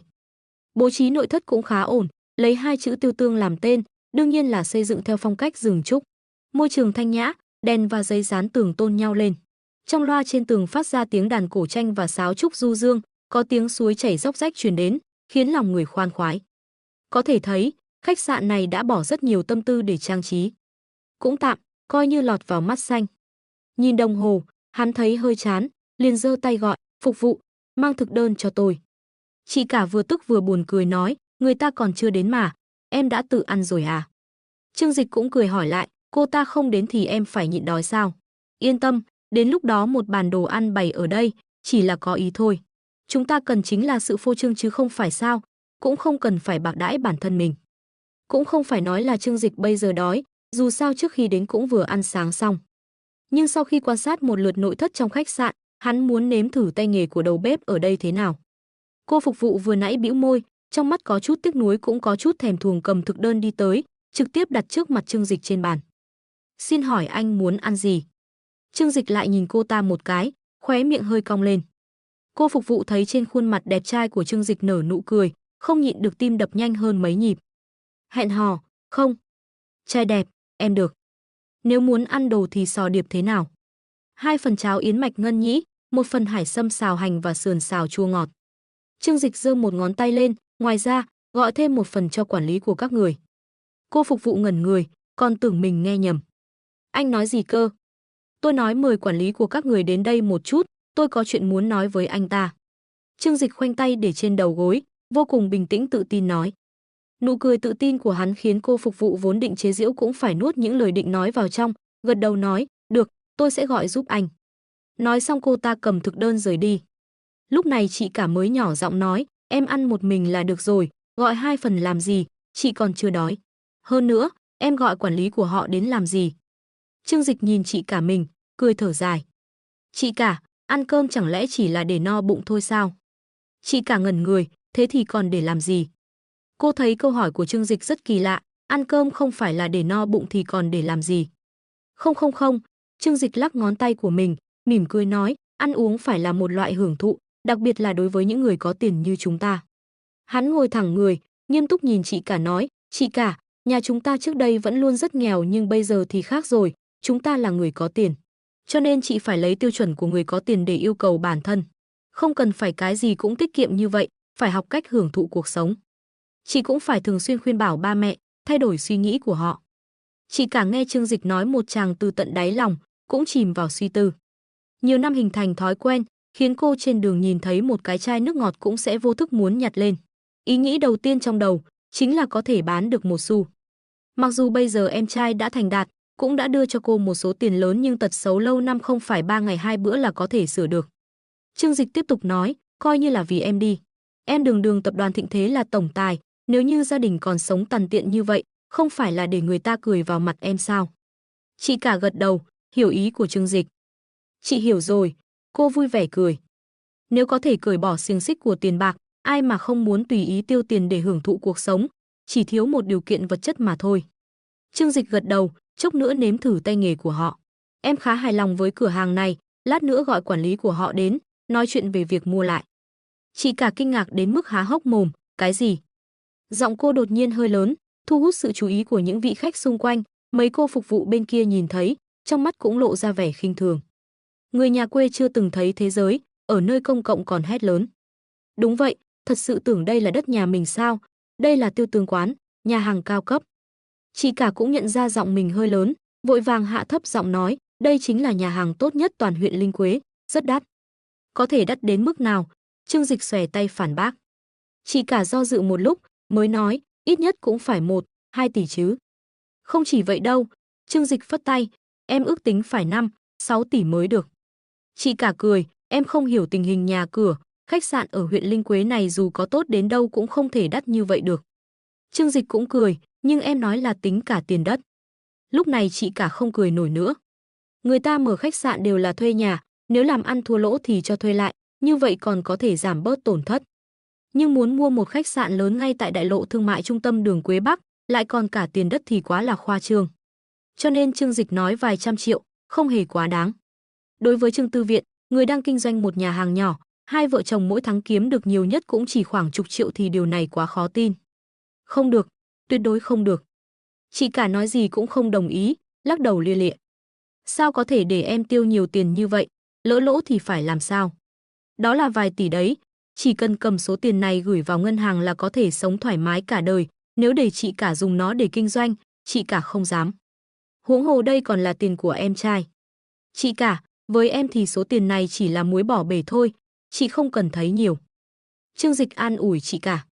Không được không được, ban đầu em nói là một nhà hàng nhỏ, nếu em đầu tư 100 mấy chục triệu, chị còn không yên tâm. Bây giờ lại nói muốn đầu tư mấy tỷ thì chị ngủ cũng không ngủ được. Chị cả nói gì cũng không chịu, làm chị thì phải thương yêu chăm sóc em trai mình, sao có thể chiếm tiện nghi của em trai được. Trương Dịch suy nghĩ một lúc, rồi nói, vậy thì thế này nhé. Khách sạn ghi tên em, còn việc kinh doanh thì các chị phụ trách. Tất cả lợi nhuận chia 5 năm, một nửa cho ba mẹ, một nửa cho các chị. Cứ quyết định như vậy đi, nếu chị còn không đồng ý nữa thì em giận đấy. Trương Dịch nghiêm mặt, giả vờ tức giận. Cách nói này thì chị cả có thể chấp nhận được, nếu chỉ là giúp em trai kinh doanh quản lý thì chị cả là chị đương nhiên có thể giúp. Được rồi, dù sao bây giờ em cũng là ông chủ lớn rồi, làm gì cũng có suy nghĩ của mình. Chị không bằng em, cứ nghe em sắp xếp. Chị cả cười nói. Bên kia, cô phục vụ đã dùng máy truyền thực đơn đến bếp, sau đó đi tìm quản lý nhà hàng. Tiêu Tương quán rất nổi tiếng ở huyện Linh Quế, quản lý của quán cũng không phải người bình thường. Quản lý tên là Du Cường, là một phú nhị đại khá nổi tiếng ở huyện Linh Quế. Năm nay hơn 30 tuổi, cha hắn ta từng là một ông chủ lớn nổi tiếng ở huyện Linh Quế nhưng mấy năm trước đã qua đời vì ung thư. Sau khi cha mất, để lại cho Du Cường một gia sản lớn, hắn ta chỉ cần nằm không cũng có thể tiêu cả đời không hết. Nhưng người này thích chơi, cho nên đã bỏ ra rất nhiều tiền để mở một Tiêu Tương quán, ngày thường vừa tiếp đãi bạn bè, vừa làm ăn kiếm tiền chơi. Cô phục vụ tìm Du Cường, kể lại sự việc cho hắn ta. Du Cường cũng hơi bất ngờ, tìm tôi, là người nào vậy? Cô phục vụ khinh thường khịt mũi một tiếng, là hai chị em, người em thì trông cao to đẹp trai. Nhưng người chị thì chỉ là một cô gái quê bình thường, nhìn tình hình thì chắc là đến xem mắt. Anh cũng biết đấy, bây giờ ở nông thôn xem mắt khó khăn lắm, ai cũng muốn sĩ diện hão để lại ấn tượng tốt cho đối phương. Nhưng cũng không cân nhắc đến gia cảnh của mình, Tiêu Tương quán này là nơi họ có thể tiêu tiền được sao? Du Cường nghe nói là một cô gái quê dẫn theo em trai, cũng không để tâm lắm, thuận miệng hỏi, họ tìm tôi làm gì? Không nói, chỉ nói mời anh qua đó một chuyến. Dù sao Du Cường cũng không có việc gì, cũng tò mò Trương Dịch tìm hắn ta có chuyện gì. Dù sao làm quản lý nhà hàng, phải học cách đối nhân xử thế, trong lòng coi thường người khác không sao nhưng trên mặt không được để lộ ra. Dù sao thì người ta cũng đến ăn cơm, dù thế nào cũng phải đi xem. Được, vậy tôi qua đó một chuyến. Du Cường để cô phục vụ chỉ đường, rồi đi qua. Đi đến trước mặt Trương Dịch và chị cả, Du Cường quan sát kỹ hai người một lượt. Phát hiện quả nhiên như cô phục vụ nói, người chị trông rất bình thường, quần áo cũng bình thường, nhưng người em thì trông sang trọng hơn nhiều. Hắn ta thầm nghĩ, xem ra đúng là đến xem mắt, nếu không thì sao chỉ có người em ăn mặc chỉnh tề. Ồ, quần áo này đều là hàng hiệu, tốn không ít tiền đâu, chắc là thuê. Hắn ta nghĩ trong lòng, trên mặt không tránh khỏi lộ ra vẻ kiêu ngạo bẩm sinh. Du Cường mỉm cười, trong nụ cười mang theo chút kiêu ngạo hỏi, hai vị chào, tôi là quản lý của khách sạn này, tôi tên là Du Cường. Không biết hai vị mời tôi đến đây có chuyện gì? Trương Dịch xoa xoa mu bàn tay, nhìn Du Cường mỉm cười, đây là lần đầu tiên tôi đến Tiêu Tương quán, thấy chỗ các anh rất không tệ, tôi rất thích. Du Cường nghe Trương Dịch khen ngợi, rất tự hào ngẩng cổ lên, đó là, tôi không dám nói gì khác nhưng nếu nói đến làm khách sạn thì cả huyện Linh Quỳ này không có nhà nào thứ hai có thể làm được như tôi. Hắn ta đắc ý giơ ngón tay cái ra sau, công ty trang trí lúc trước tôi mời từ Thiên Hải, đồ nội thất là của Hồng Oánh quán. Ngay cả đầu bếp sau lưng tôi đây, cũng đều là từ khách sạn 5 sao oạt đến với mức lương cao. Trương Dịch gật đầu, mỉm cười nói, cho nên tôi muốn mua lại. Du Cường và cô phục vụ phía sau nghe thấy câu này, cô phục vụ phụt một tiếng bật cười. Du Cường sửng sốt một chút, sau đó cũng ha ha, cười lớn. Ôi trời ơi, anh thật là buồn cười. Anh ta muốn mua tiêu tương quán, ha ha ha, thật là buồn cười chết mất. Hai người cười ngặt nghẽo, như thể cả đời này chưa từng vui vẻ như vậy. Nhưng Trương Dịch chỉ cười nhạt, cảm thấy biểu cảm của họ rất buồn cười. Những vị khách xung quanh bị kinh động, phân phân nhìn sang. Chị cả thấy cảnh này có chút không vui, sao nào, các người thấy chúng tôi không có tiền sao? Trương Dịch uống một ngụm nước, cười tùy ý nói, nếu là vấn đề tiền bạc thì dễ thương lượng, giá cả tùy anh định. Du Cường ngừng cười, thở dài một hơi, hắn ta đưa tay chỉ về phía chị cả, không khách khí nói, không phải tôi coi thường hai người, chỉ nhìn bộ dạng của các hạ, thật sự không giống người có thể mua khách sạn của tôi. Sắc mặt chị cả lập tức khó coi, anh nói vậy là có ý gì? Ánh mắt Trương Dịch lóe lên một tia lạnh, cười mị mị nói, giá cả cứ tùy anh định, xem tôi có đủ tiền để mua không. Du Cường hừ lạnh một tiếng, mặt đầy kiêu ngạo khoanh tay, tiền nhiều hay ít cũng không bán. Nói thật với các người nhé, tôi Du Cường làm khách sạn này là để kết bạn, không phải để chơi. Ba tôi là Du Đông Đạt, trước đây làm bất động sản phát tài, cũng là một phú hào nổi tiếng ở huyện Linh Quỳ. Sau khi ông cụ mất, để lại cho tôi núi vàng bạc, cả đời tôi nằm không cũng ăn không hết. Cho nên tôi có tiền, anh trả bao nhiêu tôi cũng không bán. Cả đời này, không ai có thể sai khiến tôi làm bất cứ việc gì. Hắn ta đắc ý nói. Trương Dịch đưa tay chỉ vào sau lưng hắn ta, anh tránh sang một bên, đồ ăn của tôi đến rồi. Ồ, được, Du Cường vô thức lùi sang một bên. Cô phục vụ đang bưng đồ ăn lên, Du Cường mới nhận ra không ổn, mình bị Trương Dịch trêu rồi. Cậu nhóc này, tốt. Trương Dịch nói với chị cả, chị cứ yên tâm ăn cơm, chuyện bên này để em xử lý. Chị cả tuy có chút tức giận nhưng lúc này cô cũng không có cách nào đối phó với người quản lý này, chỉ có thể để Trương Dịch giải quyết. Trương Dịch uống một ngụm cháo yến mạch, nói với Du Cường, khách sạn là của anh không sai nhưng đất này không phải của anh chứ. Du Cường nghe xong lời này, cười lạnh nói, anh còn muốn thế nào? Chẳng lẽ anh có thể mua được mảnh đất này sao? Tôi nói cho anh biết, đừng mơ mộng nữa. Người cho tôi thuê mảnh đất này là anh em kết nghĩa của ba tôi, ông ấy đã nói chỉ cần tôi thuê một ngày, ông ấy sẽ không bao giờ cho người khác thuê. Anh em kết nghĩa sao? Nghe có vẻ rất có tính khiêu chiến. Trương Dịch gật đầu, vừa kẹp một miếng sườn vừa vẫy tay với hắn ta, anh có thể đi rồi. Du Cường cảm thấy có chút ngượng ngùng, thái độ của Trương Dịch đối với anh ta giống như cấp trên đối với cấp dưới, khiến hắn ta không thoải mái. Không biết tại sao, trên người Trương Dịch dường như có một loại khí chất của người đứng đầu, khiến hắn ta cố gắng ngẩng cao cổ nhưng lại không ngẩng lên được. Giả vờ cái gì, trước mặt tôi mà cũng dám ra vẻ. Du Cường hừ lạnh một tiếng rồi quay người đi, không muốn để ý đến Trương Dịch nữa. Còn ở bàn ăn bên này, Trương Dịch vừa nếm thử các món ăn trên bàn vừa lấy điện thoại ra bắt đầu lật danh bạ. Trên mặt chị cả lộ ra vẻ tức giận, nhỏ giọng nói với hắn, Tiểu Dịch, thôi bỏ đi. Thái độ của người quản lý này thực sự quá tệ, hơn nữa còn không biết điều, chúng ta không mua khách sạn của anh ta nữa. Không, chính vì vậy nên em mới phải mua lại đây. Trương Dịch ăn một miếng sườn, rắc, một tiếng cắn đứt một miếng sụn, sau đó từ từ nhai. Anh ta không phải nói rằng không ai có thể sai khiến anh ta làm việc sao? Vậy thì em sẽ cho anh ta biết, em bảo anh ta bán, anh ta phải bán. Chị cả nghe Trương Dịch nói, trên mặt lộ ra vẻ bối rối. Nhưng anh ta ở huyện Linh Quỳ cũng là người có đầu có mặt đúng không? Làm sao anh có thể bắt anh ta bán khách sạn cho anh được? Chỉ cần bắt đầu từ nguồn là được. Trương Dịch mỉm cười nói. Ngón tay cái của hắn dừng lại trong danh bạ, rơi vào 3 chữ Vu Phượng Cử. Văn phòng chính quyền huyện Linh Quỳ, Vu Phượng Cử nhìn vào mấy văn kiện trước mặt, lông mày nhíu chặt lại. Quý này, sản lượng của một số thị trấn và doanh nghiệp lớn trong huyện đều không mấy khả quan. Lãnh đạo bên thành phố Hoài Hưng đã gọi điện cho ông, tỏ ý không hài lòng với công việc của ông.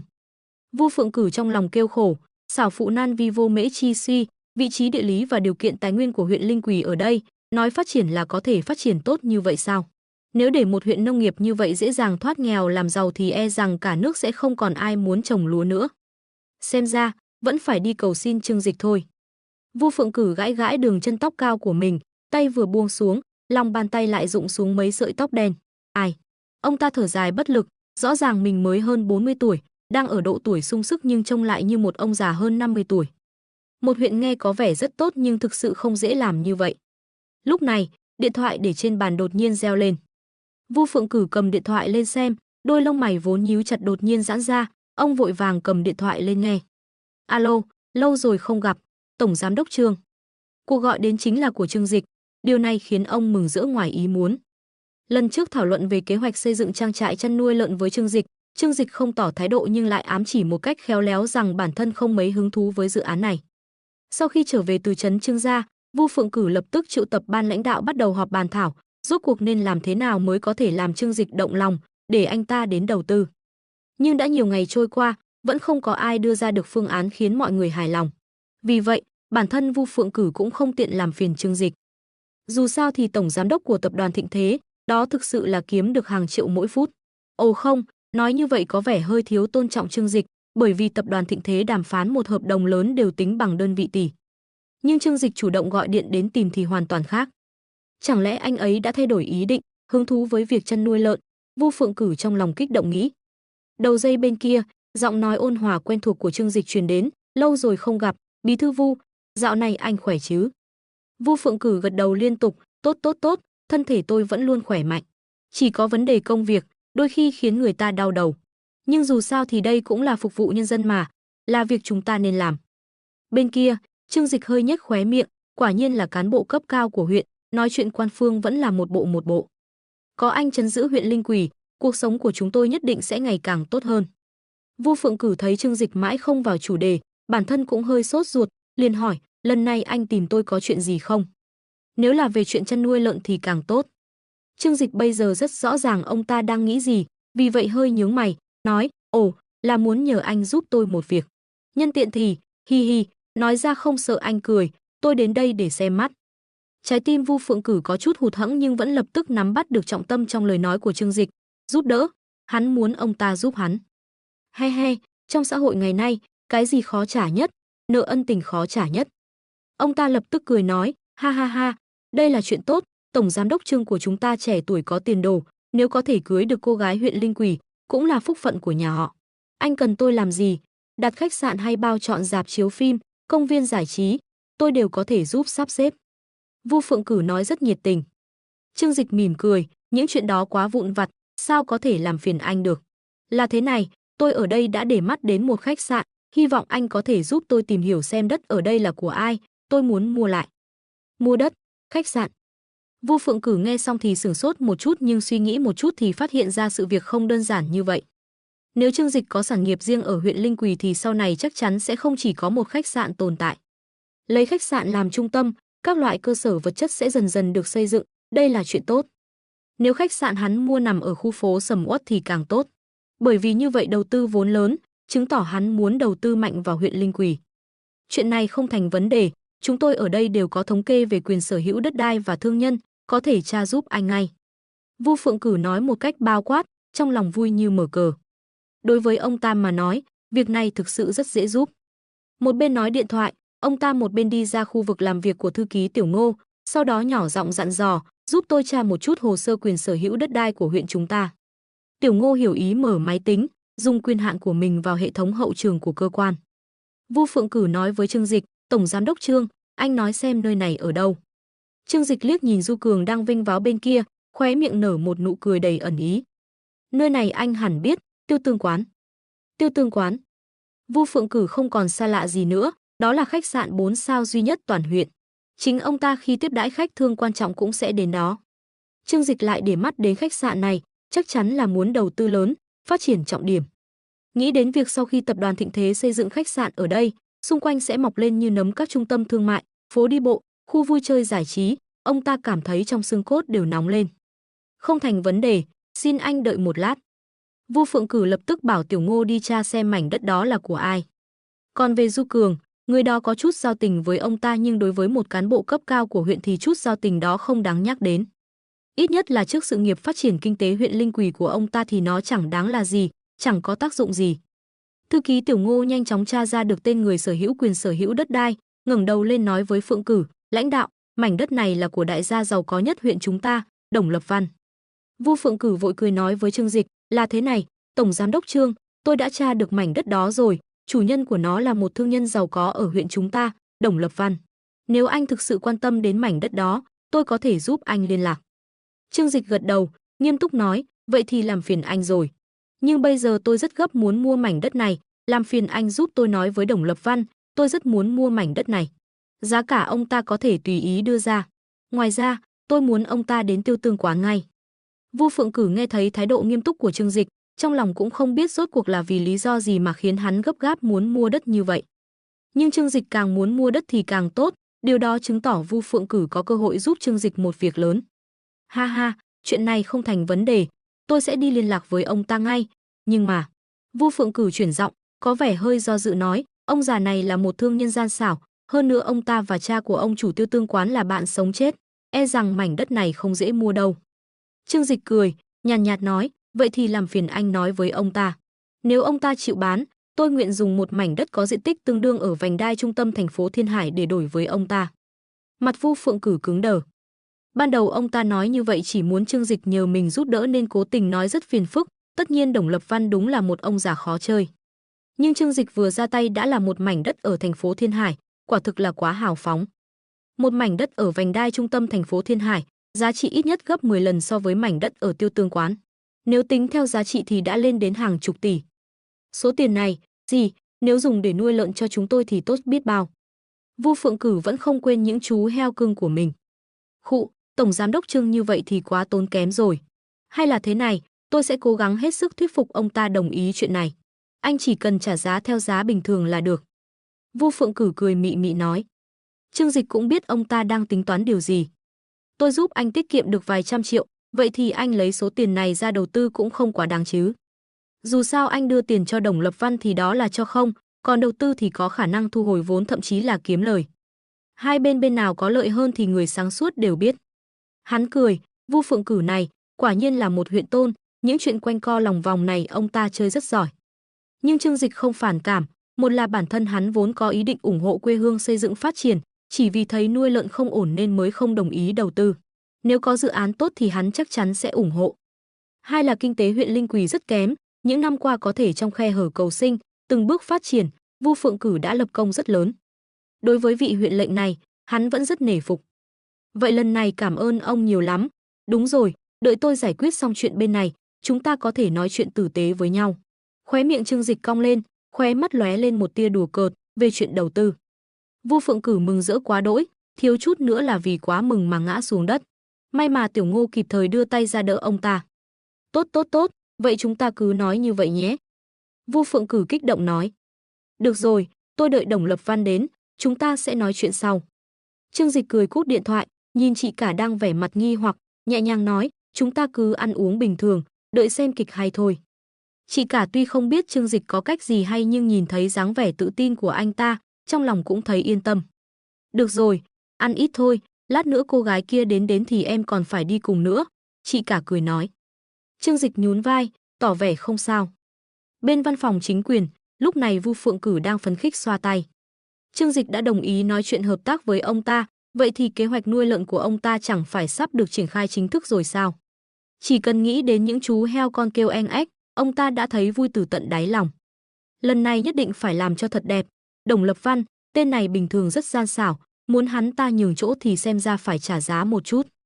Tiểu Ngô bên cạnh nhắc nhở, lãnh đạo, trước đây Đồng Lập Văn muốn làm dự án khu vườn Lệ Thủy, chẳng phải ngài vẫn không phê duyệt sao? Ông ta đã không ít lần đến tìm ngài. Vu Phượng Cử quay đầu nhìn Tiểu Ngô, khinh thường cười, khu vườn Lệ Thủy chính là một bãi phân. Nói là mua nhà tặng bể bơi, kết quả vào trong toàn là ống nước to. Nhưng nghĩ đến việc bên này vẫn cần dùng đến ông ta, Vu Phượng Cử trầm ngâm suy nghĩ một chút, rồi dặn Tiểu Ngô, gọi điện cho ông ta, nói với ông ta là tôi đã phê duyệt dự án này. Nhưng ông ta phải làm tốt dự án cho tôi, nếu còn bị khiếu nại thì tôi sẽ xử lý ông ta cho ra trò. Tiểu Ngô hiểu ý gật đầu, ngài cứ yên tâm, tôi hiểu. Đây là một giao dịch nhưng Vu Phượng Cử cảm thấy rất đáng. Bởi vì một khi mọi chuyện thành công thì với thân phận của Trương Dịch, chắc chắn sẽ không vì mấy tỷ tiền đầu tư mà lừa ông ta. Không được, tôi vẫn không yên tâm, đã đến đây rồi thì tôi phải đi gặp ông ta một lần mới được. Vu Phượng Cử đi lại trong văn phòng một hồi lâu, cuối cùng vẫn không yên tâm. Không gặp mặt thì trong lòng ông ta không thể yên ổn được. Nhưng nghĩ lại, Trương Dịch vừa rồi đã nói, hắn đến huyện Linh Quỳ để xem mắt. Ông là một lãnh đạo huyện lúc này lại đi tìm người ta nói chuyện, chẳng phải là làm người phá đám sao? Lỡ làm hỏng chuyện của Trương Dịch, biết đâu lại phản tác dụng. Suy nghĩ mãi, cuối cùng ông ta mới đưa ra quyết định, trước tiên cử người đến gần Tiêu Tương quán chờ. Đợi đến khi thấy chuyện xem mắt của Trương Dịch xong xuôi, ông ta sẽ đích thân đến mời hắn đi ăn một bữa. Chuyện cứ thế mà quyết định hoàn hảo, Vu Phượng Cử lập tức sắp xếp người đi làm. Còn bên nhà hàng, Trương Dịch và chị cả từ từ ăn hết đồ ăn trên đĩa. Liếc nhìn thời gian, đã hơn 12 giờ mười mấy phút. Chị cả nhíu mày nhìn đồng hồ, miệng lẩm bẩm, cũng nên đến rồi chứ. Nhà họ không phải ở huyện sao, không nên đến muộn chứ. Trương Dịch nhìn vẻ sốt ruột của chị cả, cười nhạt, bây giờ nhiều phụ nữ mắc bệnh chung, đều coi mình là bảo bối, nhất định phải để đàn ông chờ mới thấy mình cao quý. Hắn ném thìa trong tay xuống, thôi đi, ngay cả thời gian hẹn cũng không tuân thủ được, cần gì đến cô ta. Hắn ta không phải kẻ thiếu tiền, cần gì phải giống như những gã si tình chờ phụ nữ mấy tiếng đồng hồ, còn phải giả vờ nói thực ra tôi cũng mới đến thôi. Bây giờ chỉ có phụ nữ đến liếm hắn thôi. Ấn tượng đầu tiên, hắn ta đã rất không thích cô gái đó rồi. Chị cả vội vàng ngăn lại, em đừng vội, chị gọi điện hỏi chị dâu một tiếng, biết đâu họ tắc đường thì sao, tắc đường. Trương Dịch nhướng mày, sau đó quay đầu nhìn con phố đông đúc xe cộ ở huyện Linh Quỳ bên cạnh. Loại huyện nhỏ 8-9 tuyến này mà có thể tắc đường một lần thì cũng được coi là kỳ quan khó gặp trong nhiều năm. Chị cả lấy điện thoại ra gọi cho chị dâu, đổ chuông mấy tiếng sau bên kia mới bắt máy. Alo, chị dâu, em là Tư Viện, chúng em đã đến rồi, mọi người ở đâu vậy?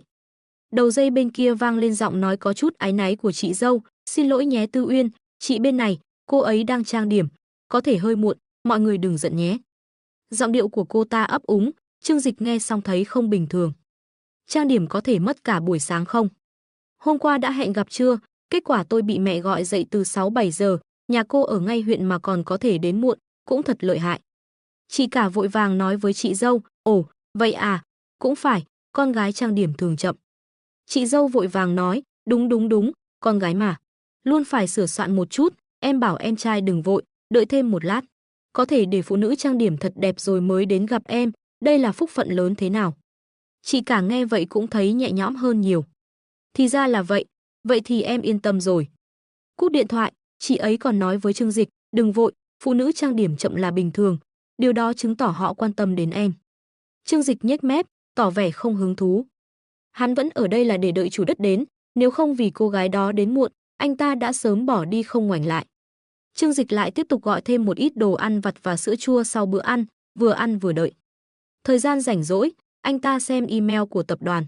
Tất cả các email quan trọng về bố trí thương mại điện tử đều được sao chép đến đây, mặc dù hắn sẽ không phê duyệt nhưng chỉ cần muốn xem là có thể xem hết.